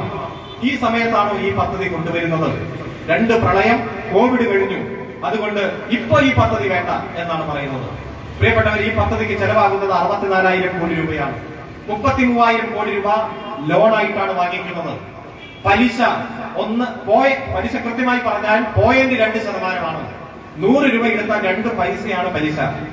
5 വർഷം ഈ പദ്ധതി, 1 വർഷോടെ കഴിഞ്ഞ് ലോൺ അടച്ചു തുടങ്ങിയാൽ മതി. അതായത് 2026 പണി പൂർത്തീകരിച്ച് അതിനുശേഷം ലോൺ അടച്ചു തുടങ്ങിയാൽ മതി. അപ്പോൾ ഈ പദ്ധതിയിൽ നിന്നുള്ള വരുമാനത്തിൽ നിന്ന് തന്നെ ഇതിന്റെ ലോൺ അടച്ചു തീർക്കാൻ കഴിയുമെന്നാണ് വിശ്വസിക്കുന്നത്. അപ്പോ ഇപ്പൊ വലിയ സാമ്പത്തിക ഞെരുക്കമാണ്, നമുക്കറിയാം. കേരളം വലിയ കടത്തിന്റെ കാര്യത്തിൽ ഒന്നാമതൊന്നുമല്ല. കടത്തിന്റെ കാര്യത്തിൽ ഒന്നാമത് ഉത്തർപ്രദേശാണ്. മഹാരാഷ്ട്രയും ഗുജറാത്തും എല്ലാമാണ് അതിന്റെ പിന്നിൽ. മധ്യപ്രദേശാണ് അതിന്റെ പിന്നിൽ. നമ്മുടെ 9ാം സ്ഥാനത്താണ്. 9ാം സ്ഥാനം 28 സംസ്ഥാനങ്ങളിൽ അത്ര വലിയ സ്ഥാനമല്ല എന്ന് നമുക്കറിയാം. പക്ഷേ ഈ രാജ്യത്ത്, ലോകത്ത് ഏതെങ്കിലും വലിയ നിക്ഷേപങ്ങൾ വന്നിട്ടുണ്ടെങ്കിൽ ആ നിക്ഷേപങ്ങളിൽ ഭൂരിഭാഗവും ലോൺ എടുത്ത് തന്നെയാണ് വരാറ്. ആ ലോൺ എടുത്ത് വരുന്നത് സാമ്പത്തിക ഞെരുക്കമുള്ള സമയത്ത് തന്നെയാണ് വരിക. കാരണം 6 വർഷത്തേക്ക് പലിശ കൊടുക്കേണ്ടാത്ത, 6 വർഷത്തേക്ക് തിരിച്ചടക്കേണ്ടാത്ത 64,000 കോടി രൂപ കേരളത്തിന്റെ സമ്പദ് വ്യവസ്ഥയിൽ ഇങ്ങനെ ചംക്രമണം നടത്താൻ ഒരു അവസരമുണ്ടായാൽ ഇവിടുത്തെ എല്ലാ പ്രതിസന്ധിയും മാറുന്ന തരത്തിലേക്ക് മാറും. എങ്ങനെയാണ്? 9,400ഓളം പേർക്ക് വീടോ സ്ഥലമോ നഷ്ടപ്പെടും. അവർക്ക് ഇപ്പോൾ തന്നെ 13,000 കോടി രൂപ ഭൂമി ഏറ്റെടുക്കുമ്പോൾ കൊടുക്കും. അവരുടെ കയ്യിലേക്ക് പണം വന്നു. അവരുടെ സ്ഥലമോ വീടോ നഷ്ടപ്പെടുമ്പോൾ അവർ മറ്റൊരു സ്ഥലത്ത് പോയി സ്ഥലം വാങ്ങിക്കും. ചിലപ്പോ സ്ഥലത്തിൽ തന്നെ വീടുള്ളതായിരിക്കും വാങ്ങിക്കുക. സ്ഥലം മാത്രമായിട്ടാണ് വാങ്ങിക്കുന്നതെങ്കിൽ അവിടെ വീട് നിർമ്മാണം ആരംഭിക്കും. അപ്പോ ഒരു 9,000ഓളം വരുന്ന സെയിലുകൾ നടക്കുകയാണ്, പണം ട്രാൻസ്ഫർ ചെയ്യപ്പെടുകയാണ്. വീട് നിർമ്മിക്കാൻ തുടങ്ങുമ്പോൾ ആദ്യം വാനം താത്തും, നിരവധി തൊഴിലാളികൾക്ക് പണി കിട്ടും. കല്ലിറക്കും, സിമെന്റിറക്കും, മണലിറക്കും, കൽപ്പണി തുടങ്ങും, മരപ്പണി തുടങ്ങും, അനുബന്ധ പ്രവർത്തനങ്ങളെല്ലാം തുടങ്ങും. 1-2 വീടല്ല, 10,000 വീട്, 9,000ഓളം വീടുകളാണ് ഈ കേരളത്തിൽ വരാൻ പോകുന്നത്. ആ മേഖലയിലെല്ലാം നല്ല സെയിൽ നടക്കും, കച്ചവടം നടക്കും, ജോലി കിട്ടും. തൊഴിലാളിക്ക് വൈകുന്നേരം കൂലി കിട്ടും.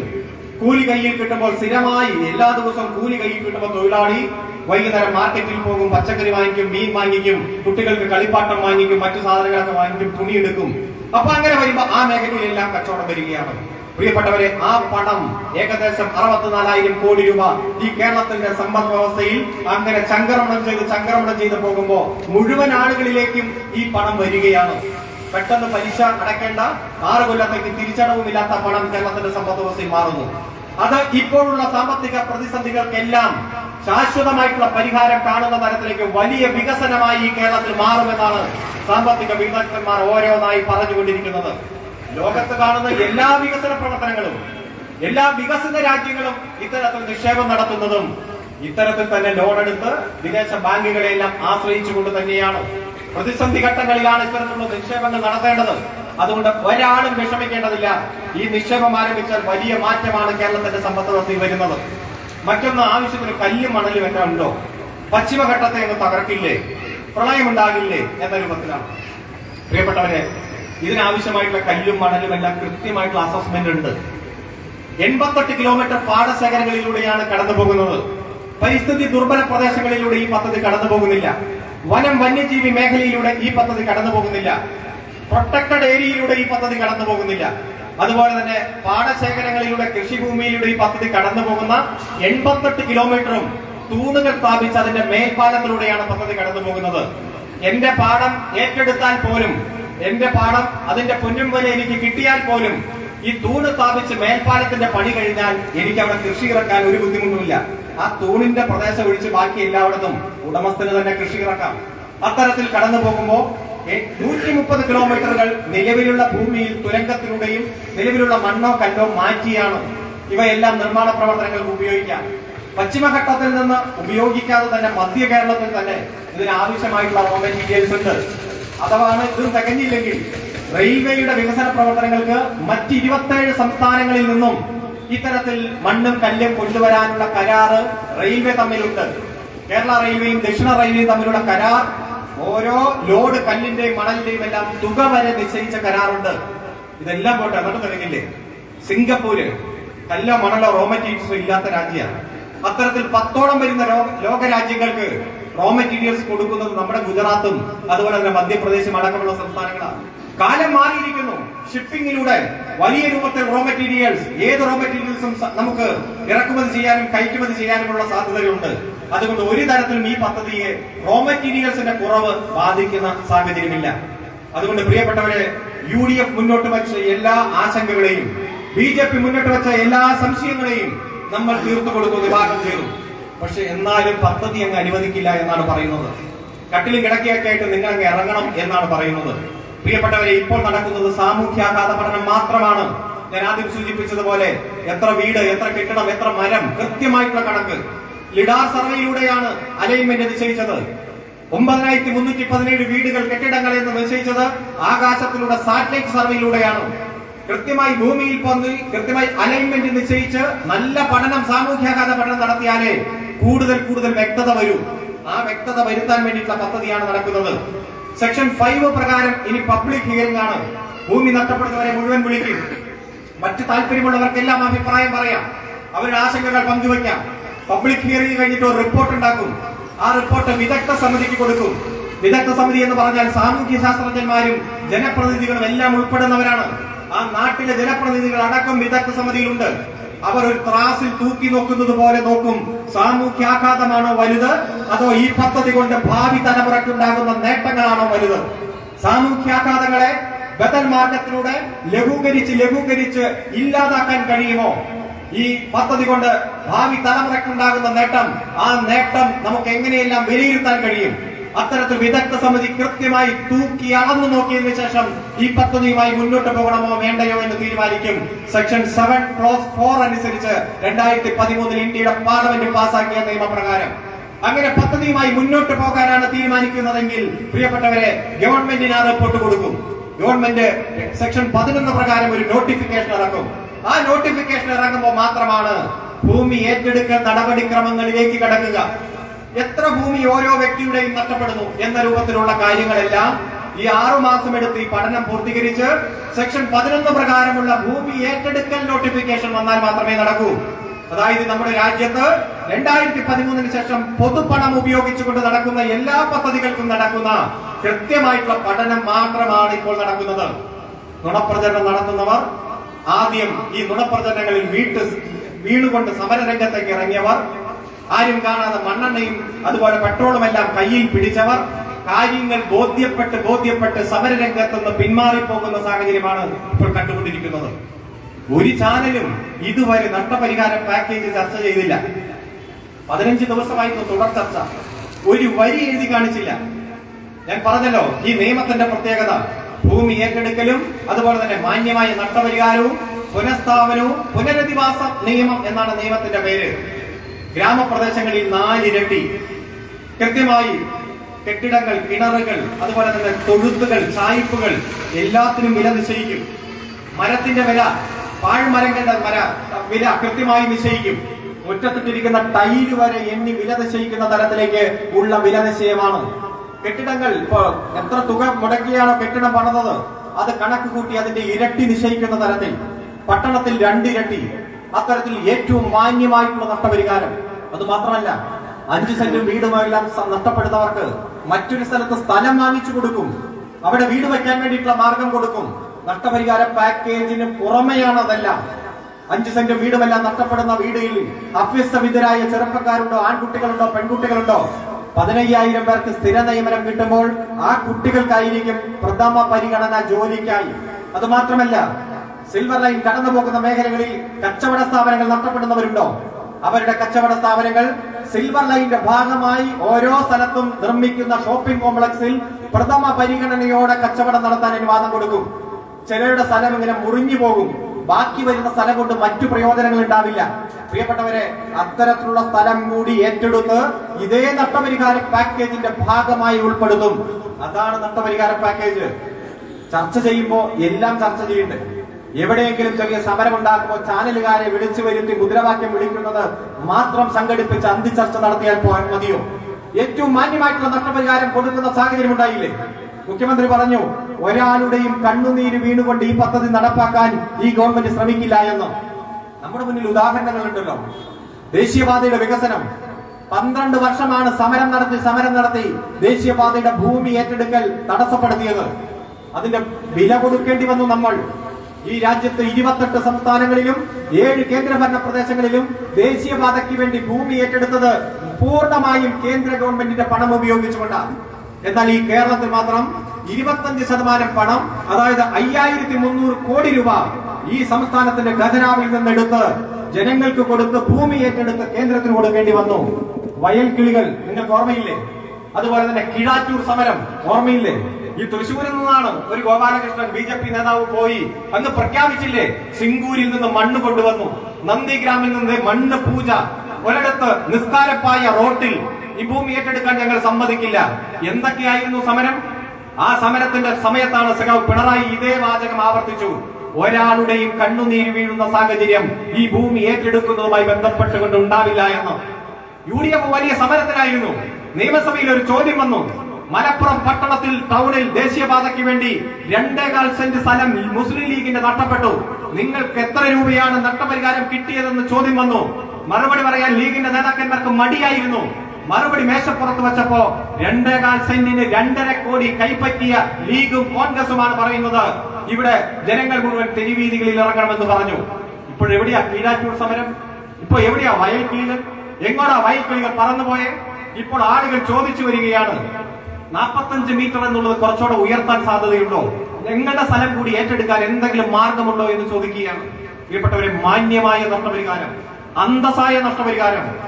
മുഖ്യമന്ത്രി കേരളത്തിൽ സത്യപ്രതിജ്ഞ ചെയ്തതിനു ശേഷം സഖാവ് പിണറായി 2016 ഡൽഹിയിൽ പോയി. ആദ്യം അന്ന് പ്രധാനമന്ത്രിയെ കണ്ടു. പ്രധാനമന്ത്രി ആദ്യം പറഞ്ഞത് ഗെയിൽ പൈപ്പ് ലൈൻ പദ്ധതിയെ കുറിച്ചാണ്. നോക്കട്ടെ എന്ന് പറഞ്ഞു. ഈ ഗെയിൽ പൈപ്പ് ലൈൻ പദ്ധതിയും ഉപേക്ഷിച്ചു പോയതാ UDF. ഒരിക്കലും കേരളത്തിൽ നടക്കില്ല, ഭൂമി ഏറ്റെടുക്കൽ നടക്കില്ലെന്ന് പറഞ്ഞു. അവിടെയാ നിസ്കാരപ്പായ നിരവധി തവണ റോട്ടിൽ വിരിച്ചത്. ഗെയിൽ പൈപ്പ് ലൈൻ പദ്ധതി സമയബന്ധിതമായി പൂർത്തീകരിച്ച അതേ പ്രധാനമന്ത്രിയെ കൊണ്ടുവന്ന് ഉദ്ഘാടനം ചെയ്തു. കഴിഞ്ഞ 5 വർഷത്തേക്കൊന്ന് തിരിഞ്ഞു നോക്കിയാൽ പോരെ. 46 വർഷം മുമ്പ് പണി തുടങ്ങിയതാണ് കൊല്ലം ബൈപ്പാസ്. ഇപ്പോ നമുക്ക് കൊല്ലം പട്ടണത്തിൽ കയറാതെ നേരെ തിരുവനന്തപുരത്തേക്ക് പോകാം. തുടങ്ങും അവിടെ കിടന്നു. ആലപ്പുഴ ബൈപ്പാസ് ശരിക്കും സമുദ്രത്തിന്റെ മനോഹരമായ കാഴ്ച കണ്ടുകൊണ്ടുള്ള ആകാശപാത. ചേർത്തല കഴിഞ്ഞാൽ നേരെ ആലപ്പുഴ പട്ടണത്തിൽ കയറാതെ തന്നെ നമുക്ക് കായംകുളത്തിന്റെ അടുത്ത് പോയി ഇറങ്ങാം. 31 വർഷം മുമ്പ് പണി തുടങ്ങിയതാ. തുടങ്ങും കിടന്നുപോയി. ഇടതുപക്ഷ ജനാധിപത്യ മുന്നണി നടത്തിയ ഏറ്റവും ശക്തമായ പ്രവർത്തനത്തിന്റെ ഭാഗമായി സമയബന്ധിതമായി പൂർത്തീകരിച്ചു. അത് മാത്രമാണോ? തീരദേശ ഹൈവേ, മലയോര ഹൈവേ, ജലമെട്രോ, ജലപാത, വെറും 140 ദിവസം കൊണ്ട് കല്ലും മണലും സിമന്റും ഇല്ലാതെ പണിത പാലാരിവട്ടം പാലം പൊളിച്ച് 140 ദിവസം കൊണ്ട് പുതിയ പാലം പണിത് ചരിത്രം സൃഷ്ടിച്ചില്ലേ ഇടതുപക്ഷ ജനാധിപത്യ മുന്നണി സർക്കാർ? നമ്മുടെ മുന്നിലുള്ള യാഥാർത്ഥ്യമല്ലേ അത്? സ്കൂളുകൾ ഓരോന്നായി എടുത്തു നോക്ക്. ആശുപത്രികൾ എടുത്ത് നോക്ക്, അമ്പരചുംബരങ്ങളായ കെട്ടിടങ്ങൾ കാണുകയാണ്. സ്കൂളുകളൊക്കെ കണ്ട വലിയ മൾട്ടിനാഷണൽ ഹോട്ടലാണോ എന്ന് തെറ്റിദ്ധരിക്കും. എന്ത് സമരമാണ് നടത്തിയ UDF കിഫ്ബിക്കെതിരെ? 60,000 കോടി രൂപയുടെ കിഫ്ബി പദ്ധതിക്കെതിരെ പ്രത്യക്ഷ സമരം. യുവ MLA മാരെല്ലാം വലിയ നിരാഹാരം, നടുത്തളത്തിൽ സമരം. തലേ തുണിയിട്ടിട്ട് പോയി ധനകാര്യമന്ത്രിയെ കണ്ട് സ്വന്തം മണ്ഡലത്തിലേക്കുള്ള കിഫ്ബി വീതം മേടിക്കും. അങ്ങനെ മേടിച്ച് കൊണ്ടുപോകും. നാം കണ്ടില്ലേ? ഇപ്പോൾ നമ്മുടെ നാട് വികസിച്ചു കൊണ്ടിരിക്കുകയാണ്.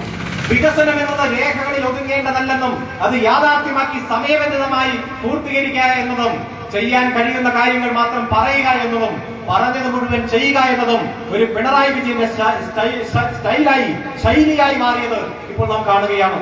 ഈ യാഥാർത്ഥ്യങ്ങളിൽ നിന്നുകൊണ്ടാണ് നമ്മൾ പറയുന്നത് സിൽവർ ലൈൻ യാഥാർത്ഥ്യമാകും. കേരളത്തിൽ വലിയ മാറ്റം വരും. കാരണം ഇത്രയധികം വേഗത എന്നുള്ളത് വരും തലമുറയ്ക്ക് വേണ്ടിയിട്ടുള്ള വേഗതയാണ്. നിങ്ങൾക്കറിയോ, വാഹനങ്ങളുടെ എണ്ണം ഞാൻ പറഞ്ഞു. ഒരു വർഷം ഉണ്ടാകുന്ന വാഹനാപകടം ഈ കേരളത്തിൽ 2700 പേരാണ് മരണപ്പെടുന്നത്. പേജ് ഇങ്ങനെ മറയ്ക്കുമ്പോ, ചരമ പേജ് നോക്കുമ്പോൾ ഒന്നും മനസ്സ് നീറും. കൊച്ചുകുട്ടികൾ, ചെറുപ്പക്കാരടക്കം വാഹനാപകടത്തിൽ മരിക്കുന്ന വാർത്ത. 2700 പേരാണ് മിനിമം ഈ കേരളത്തിൽ വാഹനാപകടത്തിൽ മരിക്കുന്നത്. എന്താണ് കാരണം? ട്രാഫിക് ബ്ലോക്ക്, വാഹനങ്ങളുടെ എണ്ണപ്പെരുപ്പം, അതുപോലെ തന്നെ റോഡുകളിൽ ഉണ്ടാകുന്ന മറ്റു തരത്തിലുള്ള പ്രശ്നങ്ങൾ, ഇവയെല്ലാമാണ്. ഇതിനൊരു അറുതി വരണ്ടേ? ഇപ്പോൾ കേരളത്തിൽ ഉള്ള വാഹനങ്ങളുടെ മൊത്തത്തിലുള്ള എണ്ണം 1.5 കോടിയാണ്. ഓരോ 10% ഓരോ വർഷം വർദ്ധിക്കും. അതായത് ഒരു വർഷം കഴിയുമ്പോഴേക്കും 10%, 2 വർഷമാകുമ്പോൾ 20%. അതായത് നിലവിലുള്ള 1.5 കോടി വാഹനം 10 കൊല്ലം കൊണ്ട് 3 കോടി വാഹനങ്ങളായി ഉയരും. അപ്പോൾ ദേശീയപാത ഇരട്ടിയാകുന്നില്ല, നിലവിലുള്ള റോഡുകൾ ഇരട്ടിയാകുന്നില്ല. ഈ പ്രദേശത്തുള്ള റോഡുകളുടെ സ്ഥിതിയെല്ലാം റീടാറിംഗ് വരുമെന്നല്ലാതെ ഇരട്ടിയാകുന്നില്ല. അതുകൊണ്ട് പ്രിയപ്പെട്ടവരെ, വലിയ ട്രാഫിക് ബ്ലോക്കിലേക്ക്, വലിയ ബുദ്ധിമുട്ടിലേക്കാണ് കേരളം പോകുന്നത്. അതുകൊണ്ടാണ് ഒരു 50 വർഷങ്ങൾക്ക് ശേഷമുള്ള കേരളത്തെ മനസ്സിൽ കണ്ടുകൊണ്ട് ഇത്തരത്തിലുള്ള ഒരു അതിവേഗ പാത പ്ലാൻ ചെയ്തുകൊണ്ടിരിക്കുന്നത്. ഇപ്പോൾ 80,000 പേരെയാണ് യാത്രക്കാരായി ഉദ്ദേശിക്കുന്നതെങ്കിൽ അത് കൂടി വരും. ബോഗികളുടെ എണ്ണം കൂടും. അത് മാത്രമല്ല, വാഹനങ്ങൾ വരെ കൊണ്ടുപോകാം. 530 ട്രക്കുകൾ അടക്കം ഇതേ സിൽവർ ലൈനിലൂടെ അങ്ങോട്ടും ഇങ്ങോട്ടും കൊണ്ടുപോകാം. തൃശ്ശൂരിൽ നിന്ന് നിങ്ങൾ കയറുകയാണ് തിരുവനന്തപുരത്തിന്. ഒരാഴ്ച തിരുവനന്തപുരത്ത് നിങ്ങൾക്ക് താമസിക്കണം, ആവശ്യമുണ്ട്. അവിടെ ഒരു വാഹനം വേണം. നിങ്ങൾ ഇവിടെ ട്രെയിനിൽ കയറുന്നതോടൊപ്പം നിങ്ങളുടെ കാറും ഈ സിൽവർ ലൈൻ പാതയുടെ പ്രത്യേക സംവിധാനം വഴി നിങ്ങൾക്ക് കൊണ്ടുപോകാം. നിങ്ങൾക്ക് നിങ്ങളുടെ കാറിൽ തന്നെ ഇരിക്കാൻ വേണമെങ്കിൽ പാളത്തിൽ, അല്ല വേണമെങ്കിൽ ബോഗിയിൽ പോയി കയറിയിരിക്കാം. നിങ്ങൾ തിരുവനന്തപുരത്ത് ഇറങ്ങുമ്പോൾ തന്നെ നിങ്ങളുടെ കാറും അവിടെ മറ്റൊരു സ്റ്റേഷൻ വഴി ഇറക്കാൻ കഴിയും, യാർഡ് വഴി ഇറക്കാൻ കഴിയും.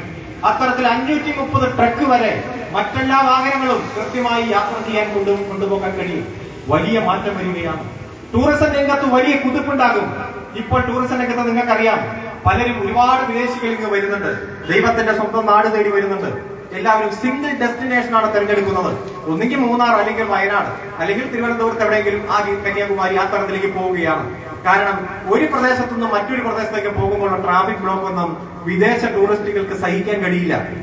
പക്ഷേ ഒരു ജില്ലയിൽ നിന്ന് മറ്റൊരു ജില്ലയിലേക്ക് 20-25 മിനിറ്റ് കൊണ്ട് എത്താൻ കഴിയുന്ന പുതിയ സാഹചര്യത്തിൽ സിംഗിൾ ഡെസ്റ്റിനേഷൻ എന്നുള്ളത് മൾട്ടിപ്പിൾ ഡെസ്റ്റിനേഷൻ ആക്കി മാറ്റും. ഒരേ സഞ്ചാരി തന്നെ നിരവധി പ്രദേശങ്ങളിൽ പോകുന്ന തരത്തിലേക്ക് മാറും. ദൈവത്തിന്റെ സ്വന്തം നാട് ഇപ്പോൾ സാമ്പത്തിക രംഗത്ത് നൽകുന്ന സംഭാവന ഈ കേരളത്തിൽ 10%, സമ്പദ് വ്യവസ്ഥയുടെ 10%. ഈ പദ്ധതി പൂർത്തീകരിക്കുമ്പോൾ അത് 30% വർദ്ധിക്കുമെന്നാണ് കണക്കുകൂട്ടുന്നത്. വലിയ മാറ്റം വരും നമ്മുടെ നാട്ടിൽ. അത് മാത്രമാണോ, സംരംഭകരെ ഇങ്ങ് ആകർഷിക്കാനുള്ള നിരവധി ഇടപെടലുകൾ നമ്മുടെ ഗവൺമെന്റ് നടത്തുന്നുണ്ട്. 1 ലക്ഷം പുതിയ സംരംഭങ്ങൾ ഇപ്പോൾ ഈ കേരളത്തിൽ ഈ വർഷം ആരംഭിക്കുമെന്നാണ് വ്യവസായ മന്ത്രി പ്രഖ്യാപിച്ചിരിക്കുന്നത്. എന്റെ അഭിമാനം, എന്റെ പുതിയ സംരംഭം എന്ന മുദ്രാവാക്യം മുന്നോട്ട് വച്ചിരിക്കുന്നു. പ്രിയപ്പെട്ടവരെ, അത്തരത്തിൽ സംരംഭങ്ങൾ നമ്മുടെ കേരളത്തെ തേടി വന്നാൽ റോഡായി, റെയിൽവേ ആയി, ഊർജ്ജ പദ്ധതികൾ, ഇടമൺ വൈദ്യുതി ലൈൻ പദ്ധതി എല്ലാം നമ്മുടെ മുന്നിലുണ്ട്. അതുപോലെ കൊച്ചി കോയമ്പത്തൂർ വ്യവസായ ഇടനാഴി, കൊച്ചി ബാംഗ്ലൂർ വ്യവസായ ഇടനാഴി, ഇതെല്ലാം പൂർത്തീകരിക്കുന്നതോടെ നിരവധി സംരംഭങ്ങൾ നമ്മുടെ കേരളത്തിലേക്ക് വരും. അങ്ങനെ വന്നാൽ തൊഴിലില്ലായ്മയ്ക്ക് ശാശ്വതമായിട്ടുള്ള പരിഹാരം കാണും. ഇന്ന് യുവജനങ്ങളുടെ പരാതി, അവരവരുടെ വിദ്യാഭ്യാസ യോഗ്യതയനുസരിച്ചുള്ള തൊഴിൽ ഈ കേരളത്തിൽ കിട്ടുന്നില്ല. രണ്ടാമത്തെ പരാതി, തങ്ങളുടെ വിദ്യാഭ്യാസ യോഗ്യത അനുസരിച്ചുള്ള ശമ്പളം ഈ കേരളത്തിൽ കിട്ടുന്നില്ല. ഇത് രണ്ടും പരിഹരിക്കുക എന്നതാണ് വിജ്ഞാന സമ്പദ് വ്യവസ്ഥയുടെ ഏറ്റവും പ്രഥമമായിട്ടുള്ള ലക്ഷ്യം.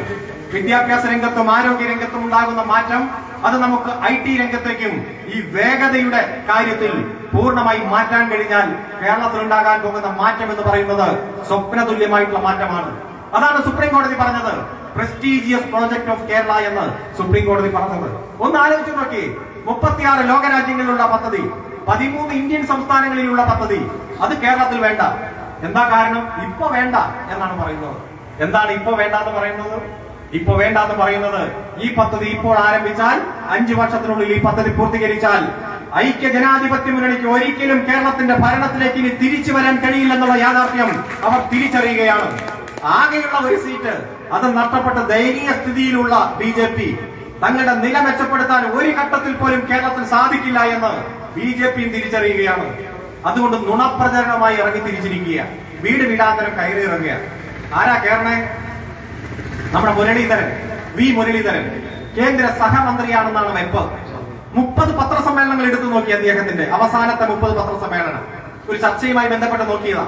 26 പത്രസമ്മേളനത്തിൽ അദ്ദേഹം സംസ്ഥാന ഗവൺമെന്റിനെ ചീത്ത പറയും, മുഖ്യമന്ത്രിയുടെ ചീത്ത പറയും. മുഖ്യമന്ത്രിയെ പറ്റിയെങ്കിൽ അദ്ദേഹത്തിന്റെ ഫാമിലി അംഗങ്ങളെ വരെ, കുടുംബാംഗങ്ങളെ വരെ ചീത്ത പറയുന്ന പത്രസമ്മേളനം. സംസ്ഥാനത്തെ കുറ്റം പറയാൻ വേണ്ടി ഒരു വകുപ്പും അതിനൊരു മന്ത്രിയുമായി മുരളീധരൻ തരംതാണ് പോവുകയാണ്. ഒന്ന് ആലോചിച്ച് നോക്കി, ഈ കേരളത്തിന്റെ വികസന പ്രവർത്തനത്തിന് വേണ്ടി എന്തെങ്കിലും ചെയ്തോ?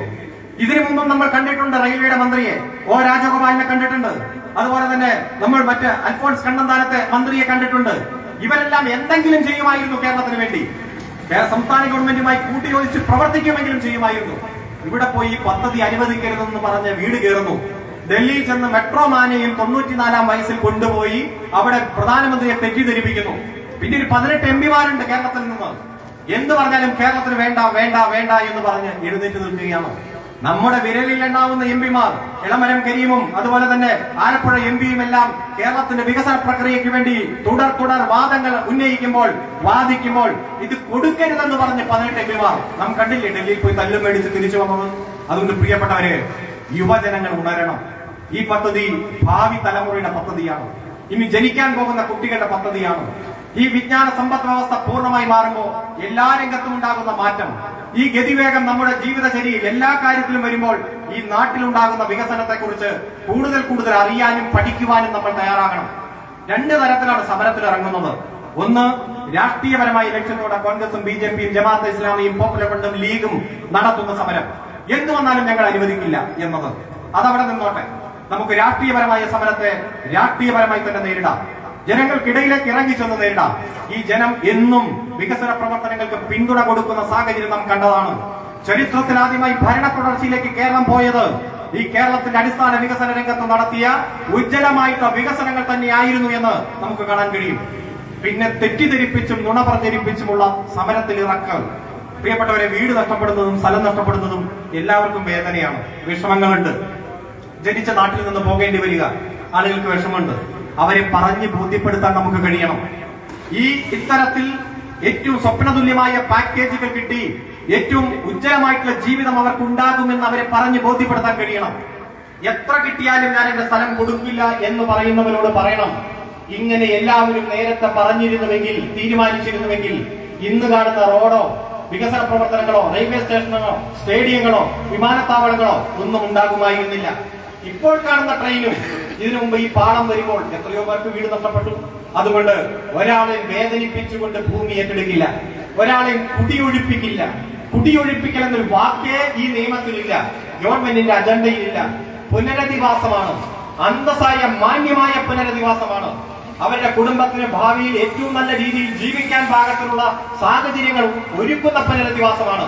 ആ പുനരധിവാസ പാക്കേജിനെ കുറിച്ച് പൂർണ്ണമായി ബോധ്യപ്പെട്ടതിന് ശേഷം മാത്രം നിങ്ങൾ ഭൂമി വിട്ടു നൽകാൻ ഈ എഗ്രിമെന്റിൽ ഒപ്പിട്ടാൽ മതി, രേഖയിൽ ഒപ്പിട്ടാൽ മതി. അത് പറഞ്ഞു മനസ്സിലാക്കി തെറ്റിദ്ധരിപ്പിച്ച് സമരരംഗത്തേക്ക് ഇറങ്ങിയവരെ അവരെ ശരിയുടെ പാതയിലേക്ക് മാറ്റാൻ നമുക്ക് കഴിയണം. ഞാൻ കോൺഗ്രസ് പാർട്ടിയുടെ ചാനലായ ജയ് ഹിന്ദ് ചാനലിന്റെ ഒരു സംവാദത്തിൽ പങ്കെടുത്തു. ജനസമക്ഷം എന്ന് പറഞ്ഞ് ജനങ്ങളുടെ ഇടയിലുള്ള ഒരു സംവാദമാണ്. വലിയ പ്രതിഷേധം ഉയർത്തിയ ഒരു പഞ്ചായത്ത് മെമ്പർ വനിത അവരോട് ഈ പാക്കേജിനെ കുറിച്ച് ഓരോന്നും വിശദീകരിച്ചു കഴിഞ്ഞപ്പോ അവർ എണീറ്റെന്ന് പറഞ്ഞു, ഞാൻ വികസനത്തിനെതിരല്ല, ഇത്തരത്തിൽ നഷ്ടപരിഹാരം കിട്ടിയാൽ ഞാൻ ഈ പദ്ധതിക്ക് പൂർണ്ണമായി പിന്തുണ നൽകുന്നു. എന്റെ മാത്രമല്ല, എന്റെ കുടുംബത്തിൽ വീട് നഷ്ടപ്പെടുന്ന 7 പേരുടെയും സമ്മതം ഞാൻ വാങ്ങിച്ചു വരുമെന്ന ഒരു ലൈവ് പരിപാടിയിൽ കോൺഗ്രസിന്റെ പഞ്ചായത്ത് മെമ്പർ സമ്മതിക്കുന്ന തരത്തിലേക്ക് മാറ്റാൻ നമുക്ക് കഴിഞ്ഞു. പ്രിയപ്പെട്ടവരെ, കാര്യങ്ങൾ വിശദീകരിക്കാൻ നമുക്ക് കഴിഞ്ഞാൽ, ഈ ഗവൺമെന്റ് ഉദ്ദേശിക്കുന്ന കാര്യം ജനങ്ങളിലേക്ക് എത്തിക്കാൻ കഴിഞ്ഞാൽ ഈ നുണപ്രചരണങ്ങളെല്ലാം ജനം പുച്ഛിച്ചു തള്ളും. അതാണ് കേരളത്തിന്റെ ചരിത്രം. എന്ന് നമുക്ക് കാണാൻ കഴിയും. അതിനുവേണ്ടിയിട്ടുള്ള തുടർ പ്രവർത്തനങ്ങളിൽ നിങ്ങൾക്ക് നടത്താൻ കഴിയണം. അതിനുവേണ്ടി ഇറങ്ങണം. ത്യാഗോചരമായി തന്നെ ഇടപെടാൻ കഴിയണം. കാരണം ആദ്യം മുതലേ നുണ പ്രചരിപ്പിച്ച് കഴിഞ്ഞ 2 കൊല്ലമായി സമരസമിതി എന്ന രൂപത്തിൽ ഒരു കപട മുന്നണി പ്രവർത്തിക്കുന്നുണ്ട്. അവരെയും കാര്യങ്ങൾ അതിൽ സമരത്തിനിറങ്ങുന്ന ഭൂരിഭാഗം ആളുകൾക്കും ഈ പദ്ധതിയുമായി ബന്ധപ്പെട്ടുകൊണ്ട് ഒരു തുണ്ട് ഭൂമി പോലും നഷ്ടപ്പെടാത്തവരാണ്. അപ്പോൾ സമരത്തിന് വേണ്ടി സമരം ചെയ്യുന്നവരാണ്. കപട പരിസ്ഥിതിവാദികളെല്ലാം പറഞ്ഞല്ലോ, ഈ കേരളത്തിന്റെ വികസനത്തിന് വേണ്ടി ഒരു പദ്ധതിയെയും പിന്തുണയ്ക്കാത്തവർ വരെ സമരരംഗത്തേക്ക് വന്നിരിക്കുകയാണ്. എന്നും ഇത്തരത്തിൽ പ്രശ്നങ്ങൾ ഉണ്ടാക്കിയാൽ മാത്രമേ അവർക്ക് ജീവിക്കാൻ കഴിയൂ. അതുകൊണ്ട് ഈ പദ്ധതിയുടെ മുന്നോട്ടുള്ള പോക്കിന് സാമൂഹ്യാഘാത പഠനം പൂർത്തീകരിക്കാൻ പദ്ധതിയുമായി മുന്നോട്ട് പോകാൻ തീരുമാനിച്ചാൽ ഭൂമി ഏറ്റെടുക്കൽ നടപടിക്ക് 2 കൊല്ലം കൊണ്ട് ഭൂമി ഏറ്റെടുക്കൽ പൂർത്തീകരിക്കാൻ 24 മണിക്കൂർ ഗുണം 365 ഗുണം 3 എന്നതാണ് നിർമ്മാണ പ്രവർത്തനങ്ങളുടെ കണക്ക്. കൃത്യമായ ഷെഡ്യൂളുകൾ വെച്ചുകൊണ്ട് തന്നെ സമയബന്ധിതമായി പൂർത്തീകരിക്കാനാണ് ഗവൺമെന്റ് ഉദ്ദേശിക്കുന്നത്. ദിവസങ്ങൾ മാസങ്ങൾ പിന്നിട്ട് പോയാൽ ഈ 64,000 കോടി രൂപ എന്ന ബഡ്ജറ്റിൽ ഉൾക്കൊള്ളാതെ വരുന്ന സാഹചര്യം വരും. അതുകൊണ്ട് സമയബന്ധിതമായി ഈ പദ്ധതി പൂർത്തീകരിക്കാൻ വേണ്ടിയിട്ടുള്ള എല്ലാ തരത്തിലുള്ള ഇടപെടൽ നടത്താൻ നിങ്ങൾക്ക് കഴിയണം. സംശയങ്ങളെല്ലാം നമുക്ക് അത്തരത്തിൽ പഠിപ്പിച്ചും നമുക്ക് എല്ലാവർക്കും നിവാരണം ഉണ്ടാക്കാൻ വേണ്ടിയിട്ടുള്ള തുടർ ഇടപെടലുകൾക്ക് നേതൃത്വം കൊടുക്കാൻ ഡിവൈഎഫ്ഐക്ക് കഴിയട്ടെ എന്ന് മാത്രം അഭ്യർത്ഥിച്ചുകൊണ്ട് ഈ പ്രതികൂല കാലാവസ്ഥയിലും ഈ സെമിനാറിൽ പങ്കെടുക്കാൻ എത്തിച്ചേർന്ന മുഴുവൻ ആളുകളെയും ഹൃദയപൂർവ്വം അഭിവാദ്യം ചെയ്തുകൊണ്ട് ഈ സെമിനാർ ഉദ്ഘാടനം ചെയ്തായിരിക്കുന്നു. അഭിവാദ്യങ്ങൾ.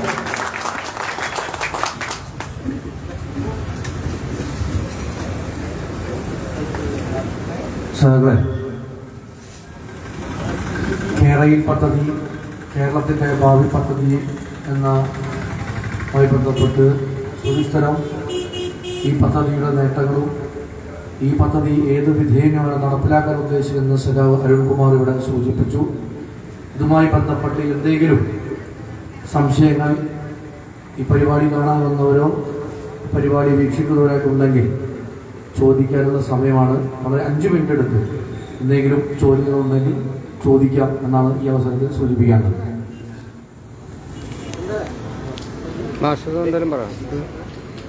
കേരളത്തിനെ 2ആയി മുറിക്കുന്ന ഒരു പ്രചരണമാണ്.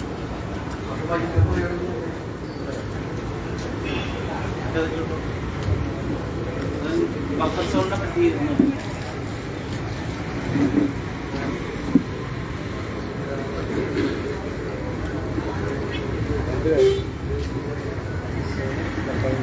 രണ്ട് സംശയമാണ് വന്നത്. കേരളത്തെ 2ആയി മുറിക്കും എന്ന രൂപത്തിലുള്ള, അപ്പൊ അതിൽ മതിൽ കെട്ടും എന്നതാണ് പ്രചാരണം. മുഖ്യമന്ത്രി നിയമസഭയിൽ തന്നെ മറുപടി കൊടുത്തപ്പോൾ അവിശ്വാസ പ്രമേയം പ്രമേയം കൊണ്ടുവന്നപ്പോൾ അതിൽ മറുപടി കൊടുത്തപ്പോൾ കൃത്യമായി പറഞ്ഞിട്ടുണ്ട്, ഒരിക്കലും മതിൽ കെട്ടുന്ന തീരുമാനം ഇതിലില്ല. അതിൽ ഒറ്റ തീരുമാനമുള്ളത് 150 കിലോമീറ്റർ വേഗതയിൽ പോകുന്ന ട്രെയിൻ, അത് ഏതായാലും രാജ്യത്തെ റെയിൽവേ കോഡ് അനുസരിച്ച് അതിൽ കൃത്യമായി വേലി കെട്ടി ജനങ്ങളോ മൃഗങ്ങളോ കന്നുകാലികളോ പാടത്തേക്ക് ഇറങ്ങാതെ നോക്കണം. കാരണം 150 കിലോമീറ്റർ എന്ന് പറയുമ്പോൾ നമുക്ക് ഊഹിക്കാനും, ഇത് 200 കിലോമീറ്റർ വേഗതയാണ്. അതുകൊണ്ട് കൃത്യമായി വേലി കെട്ടി പാടത്തിലേക്ക് ആരും പ്രവേശിക്കാതെ ഉള്ള ഒരു നിയന്ത്രണം ഉണ്ടാകും, അല്ലാതെ മതിൽ കെട്ടില്ല എന്ന് കൃത്യമായി തന്നെ മുഖ്യമന്ത്രി മറുപടി നൽകിയിട്ടുണ്ട്. പ്രതിപക്ഷ നേതാവ് പറഞ്ഞ് 8 കിലോമീറ്റർ ഉള്ള മതിലുണ്ടാകും എന്നൊക്കെയാണ് ഒരു പത്രസമ്മേളനത്തിൽ പറഞ്ഞത്. 8 കിലോമീറ്റർ ഉയരം എന്നൊക്കെ പറഞ്ഞു കഴിഞ്ഞാൽ നമുക്കൊന്ന് ആലോചിച്ച് നോക്കാം. അതാണ് പറഞ്ഞത്. പിന്നെ ഇത് 2ആയി മുറിക്കുകയല്ല, കേരളത്തിൽ 2 അറ്റത്തെയും കൂട്ടിയോജിപ്പിക്കുന്ന പദ്ധതി തന്നെയാണ്. പിന്നെ പാലം ക്രോസ് ചെയ്യാൻ ബുദ്ധിമുട്ടെന്ന് വെച്ചാൽ ഓരോ 1/2 കിലോമീറ്റർ 500 മീറ്റർ വരുമ്പോഴും അടിപ്പാതകൾ ഉണ്ടാകും, അല്ലെങ്കിൽ മേൽപ്പാതകൾ ഉണ്ടാകും. പാലം ക്രോസ് ചെയ്യുന്നതിന് ഒരു തരത്തിൽ ബുദ്ധിമുട്ടില്ല. പിന്നെ എംബാങ്ക്മെന്റ് എന്നതാണ് ഇതിന്റെ ഇതിൽ ഉപയോഗിച്ചിരിക്കുന്ന വാക്ക്. എംബാങ്ക്മെന്റ് എന്ന് പറഞ്ഞാൽ മൺതിട്ടയാണ്. ഇപ്പോൾ തന്നെ റെയിൽവേ ലൈൻ കടന്നു പോകുന്നിടത്ത് മണ്ണിട്ട് കുറച്ച് പൊക്കി അതിന്റെ മുകളിൽ മെറ്റൽ വിരിച്ച് അതിന്റെ മുകളിലാണ് പാത. അതായത് ഭൂമിയുടെ ഉപരിതലത്തിൽ നിന്ന് ഇച്ചിരി പൊങ്ങിയാണ്. അത്തരത്തിലുള്ള എംബാങ്ക്മെന്റ് മാത്രമാണ് ഉദ്ദേശിച്ചിരിക്കുന്നത്. ഒരിക്കലും മതിൽ കെട്ടിത്തിരിക്കുന്ന സാഹചര്യമില്ല, ഭൂമിയെ 2ആയി മുറിക്കുന്ന സാഹചര്യമില്ല. ഓരോ 500 മീറ്ററിലും അങ്ങോട്ടും ഇങ്ങോട്ടും അടിപ്പാതയിലൂടെയും മേൽപ്പാലങ്ങളിലൂടെയും യാത്ര ചെയ്യാൻ, വാഹനങ്ങൾ കൊണ്ടുപോകാനുള്ള സൗകര്യം ഉണ്ടാകും. അതുപോലെ തന്നെ കൃത്യമായി 88 കിലോമീറ്റർ മേൽപ്പാലത്തിലൂടെ പോകുമ്പോൾ അവിടെ യാതൊരു തരത്തിലുള്ള പ്രശ്നം വരില്ല. അത്തരത്തിലാണ് ഉള്ളത്. മറ്റൊന്ന് ബഫർ സോണുമായി ബന്ധപ്പെട്ടുകൊണ്ടാണ്. ഇന്ത്യയുടെ റെയിൽവേ നിയമപ്രകാരം ബഫർ സോൺ പാളത്തിന്റെ ലെഫ്റ്റ് സൈഡിലും 30 മീറ്റർ, റൈറ്റ് സൈഡിലും 30 മീറ്റർ, അങ്ങനെ 60 മീറ്റർ ആണ് നിലവിലെ റെയിൽവേ ലൈനിന്റെ ബഫർ സോൺ. എന്നാൽ സിൽവർ ലൈനിന്റെ ബഫർ സോൺ 5 മീറ്റർ ആണ് യാതൊരു നിർമ്മാണ പ്രവർത്തനങ്ങളും പാടില്ലാത്തത്. ബാക്കി 5 മീറ്ററിൽ അനുവാദത്തോടെ നിർമ്മാണ പ്രവർത്തനങ്ങൾ നടത്താം എന്നതാണ് വരിക. അപ്പൊ 5+5 10 മീറ്ററാണ് ബഫർ സോണായി വരിക. ആ ബഫർ സോണിൽ 10 മീറ്ററിൽ 5 മീറ്റർ അനുവാദത്തോടെ നിർമ്മാണ പ്രവർത്തനങ്ങൾ നടത്താം. ഒരു പ്രശ്നം, ഇപ്പോൾ പഞ്ചായത്ത് രാജ് ആക്ടിലും മുനിസിപ്പൽ ആക്ടിലും എല്ലാം റെയിൽവേയുടെ അടുത്ത് ഭൂമിയുള്ളവർ നിർമ്മാണ പ്രവർത്തനം നടത്തണമെങ്കിൽ 30 മീറ്റർ വരെ കൃത്യമായി റെയിൽവേയുടെ അനുവാദം വാങ്ങിച്ചിട്ട് കെട്ടിടങ്ങൾ പണിയാവും. ഇപ്പൊ നാട്ടിലുള്ള നിയമം പഞ്ചായത്ത് രാജ് ആക്ടിലും മുനിസിപ്പൽ ആക്ടിലും എല്ലാം അതുണ്ട്. പക്ഷെ സിൽവർ ലൈൻ വരുമ്പോ ആ 5 മീറ്റർ കഴിച്ചുള്ള ബാക്കി പ്രദേശം, ബാക്കി 5 മീറ്ററിൽ അനുവാദം വാങ്ങിക്കണം. 10 മീറ്റർ കഴിഞ്ഞാൽ അനുവാദം ഇല്ലാതെ തന്നെ നിർമ്മാണ പ്രവർത്തനങ്ങൾ നടത്താം എന്ന രൂപത്തിലാണ്. പിന്നെ ഒരു സംശയം, ഈ ബഫർ സോൺ ഏറ്റെടുക്കുമോ എന്നുള്ളൊരു സംശയമുണ്ട്. ബഫർ സോൺ എന്ന് പറഞ്ഞാൽ എപ്പോഴും അത് ആ ഉടമസ്ഥന്റെ പേരിൽ തന്നെയുള്ള പ്രോപ്പർട്ടിയാണ്. ഇപ്പൊ റോഡ് സൈഡിലുള്ള ഒരു കെട്ടിടം നമ്മൾ പൊളിച്ചു പണിയാണ്, നിലവിൽ കെട്ടിടം ഇരിക്കുന്ന അതേ ലെവലിൽ ഏതായാലും പണിയാൻ പറ്റില്ലല്ലോ. ആ പഞ്ചായത്തിലാണെങ്കിൽ, മുനിസിപ്പാലിറ്റി ആണെങ്കിൽ, കോർപ്പറേഷൻ ആണെങ്കിൽ കൃത്യമായി ബിൽഡിംഗ് റൂൾ പ്രകാരം നിശ്ചിത ദൂരം ഇറക്കിയേ പണിയാൻ പറ്റും. പക്ഷെ ആ പ്രോപ്പർട്ടിയുടെ ഉടമസ്ഥാവകാശം ആ ഭൂമിയുടെ ഉടമയുടെ കയ്യിൽ തന്നെയായിരിക്കും. അത് ആ കെട്ടിടത്തിന്റെ മുൻപിൽ തന്നെയുള്ള സ്ഥലം എന്ന രൂപത്തിലാണ്. അപ്പോൾ ഇപ്പോൾ ബഫർ സോൺ എന്ന് പറയുന്ന ഈ 5 മീറ്റർ നിർമ്മാണ പ്രവർത്തനങ്ങൾ പാടില്ലാത്ത 5 മീറ്റർ ഏറ്റെടുക്കാൻ നിലവിൽ തീരുമാനിച്ചിട്ടില്ല. ജനങ്ങൾ അതുമായി ബന്ധപ്പെട്ടുകൊണ്ടുള്ള ആശങ്കയും മുന്നോട്ട് വെച്ചിട്ടുണ്ട്. അതും അഡ്രസ് ചെയ്യുന്ന തരത്തിലുള്ള തീരുമാനം വരുമെന്നാണ് കേരള ഡെവലപ്മെന്റ് കോർപ്പറേഷനും ഗവൺമെന്റും അറിയിച്ചിട്ടുള്ളത്. ഏതായാലും നിലവിൽ റെയിൽവേയിൽ 30 മീറ്റർ എന്നുള്ളത് ഇവിടെ 5+5 മീറ്റർ എന്നതാണ് ബഫർ സോൺ. അതിൽ യാതൊരു തരത്തിലുള്ള ആശങ്ക വേണ്ട. കാരണം 200 മീറ്റർ വേഗതയിൽ പോകുന്ന ട്രെയിൻ എന്ന രൂപത്തിൽ 5 മീറ്ററിൽ നിർമ്മാണ പ്രവർത്തനങ്ങൾ നടത്തിയാലും അതിന്റേതായിട്ടുള്ള ആഘാതം അവിടെ ഉണ്ടാവും. അതുകൊണ്ടാണ് ബഫർ സോൺ 5 മീറ്റർ യാതൊരു നിർമ്മാണ പ്രവർത്തനം പാടില്ല എന്ന് നിശ്ചയിച്ചിരിക്കുന്നത്. ബാക്കി 5 മീറ്ററിൽ അനുവാദം വാങ്ങിച്ച് തന്നെ നിർമ്മാണ പ്രവർത്തനങ്ങൾ നടത്താവുന്നതാണ്.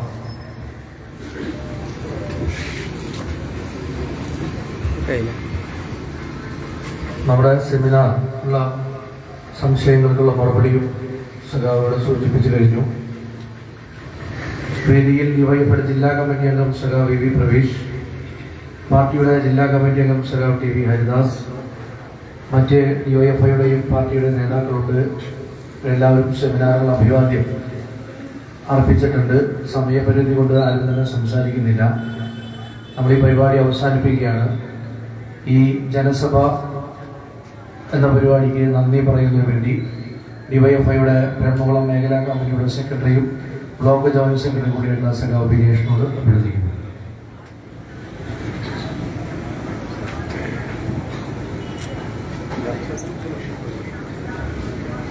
പ്രിയപ്പെട്ട സഖാക്കളെ, ഡിവൈഎഫ്ഐ മണ്ണൂർ ബ്ലോക്ക് കമ്മിറ്റി എന്നിവർ സംഘടിപ്പിച്ച ഈ സെമിനാറിൽ ഔപചാരികമായി ഉദ്ഘാടനം ചെയ്തത് ഡിവൈഎഫ്ഐയുടെ മുൻ കേന്ദ്ര കമ്മിറ്റി അംഗവും അതുപോലെ തന്നെ പാർട്ടിയുടെ എറണാകുളം DC മെമ്പറും കൂടിയായിട്ടുള്ള സഖാവ് KS അരുൺകുമാറാണ്. സഖാവിനെ ഏറ്റവും ഹൃദയത്തിന്റെ ഭാഷയിൽ ഡിവൈഎഫ്ഐ മണ്ണൂർ ബ്ലോക്ക് കമ്മിറ്റിക്ക് വേണ്ടി നന്ദി അറിയിക്കുക. അതുപോലെ തന്നെ ഈ സെമിനാറിനകത്ത് പാർട്ടിയുടെ തൃശൂർ DC മെമ്പറായിട്ടുള്ള ഹരിദാസ് ഏട്ടൻ പങ്കെടുത്തുകൊണ്ടിരിക്കുന്നുണ്ട്. അസഖാവിന് ഏറ്റവും ഹൃദയത്തിന്റെ ഭാഷയിൽ നന്ദി രേഖപ്പെടുത്തുകയാണ്. അതുപോലെ തന്നെ ഏരിയ കമ്മിറ്റി അംഗങ്ങളായ സഖാവ് രമേശേട്ടൻ, അതുപോലെ തന്നെ സുബ്രഹ്മണ്യേട്ടൻ, അതുപോലെ തന്നെ ചിറ്റാട്ടുകര ലോക്കൽ കമ്മിറ്റിയുടെ സെക്രട്ടറി ആയിട്ടുള്ള സഖാവ് PG സുബിരാസ്, SFIയുടെ മണ്ണൂർ ഏരിയ സെക്രട്ടറി ആയിട്ടുള്ള ശ്രീലാൽ, ബ്ലോക്ക് കമ്മിറ്റിയുടെ സ്വാഗതം പറഞ്ഞ ബ്ലോക്ക് കമ്മിറ്റിയുടെ സെക്രട്ടറി സഖാവ് ആഷിഖ്, അധ്യക്ഷത വഹിച്ച K സച്ചിൻ, ഏരിയ കമ്മിറ്റി അംഗം കൂടിയായിട്ടുള്ള EV പ്രവീഷ്, അതുപോലെ തന്നെ ഈ പരിപാടിയിൽ പങ്കെടുത്തുകൊണ്ടിരിക്കുന്ന ഡിവൈഎഫ്ഐയുടെ മുഴുവൻ ബ്ലോക്ക് കമ്മിറ്റി അംഗങ്ങൾ, വിവിധ ലോക്കൽ കമ്മിറ്റികളിൽ നിന്നും എത്തിച്ചേർന്നിട്ടുള്ള ബ്രാഞ്ച് സെക്രട്ടറിമാർ, ലോക്കൽ സെക്രട്ടറിമാർ, ഡിവൈഎഫ്ഐയുടെ യൂണിറ്റ് ഭാരവാഹികൾ, അതുപോലെ തന്നെ ഈ പരിപാടി വീക്ഷിച്ച മുഴുവൻ സഖാക്കൾ, ഈ പ്രദേശത്തുള്ള നാട്ടുകാർ, വ്യാപാര സുഹൃത്തുക്കൾ, അതുപോലെ തന്നെ ഒറ്റവാക്കിൽ ഈ മൈക്കും സൗണ്ടും നമുക്ക് നൽകിയ ഷാജി, അതുപോലെ തന്നെ ഒറ്റവാക്കിൽ ഇനി ആരെങ്കിലും വിട്ടുപോയിട്ടുണ്ടെങ്കിൽ അവർക്ക് കൂടി ഒറ്റവാക്കിൽ ഡിവൈഎഫ്ഐ മണ്ണൂർ ബ്ലോക്ക് കമ്മിറ്റിക്ക് വേണ്ടി ഹൃദയത്തിന്റെ ഭാഷയിൽ നന്ദി രേഖപ്പെടുത്തിക്കൊണ്ട്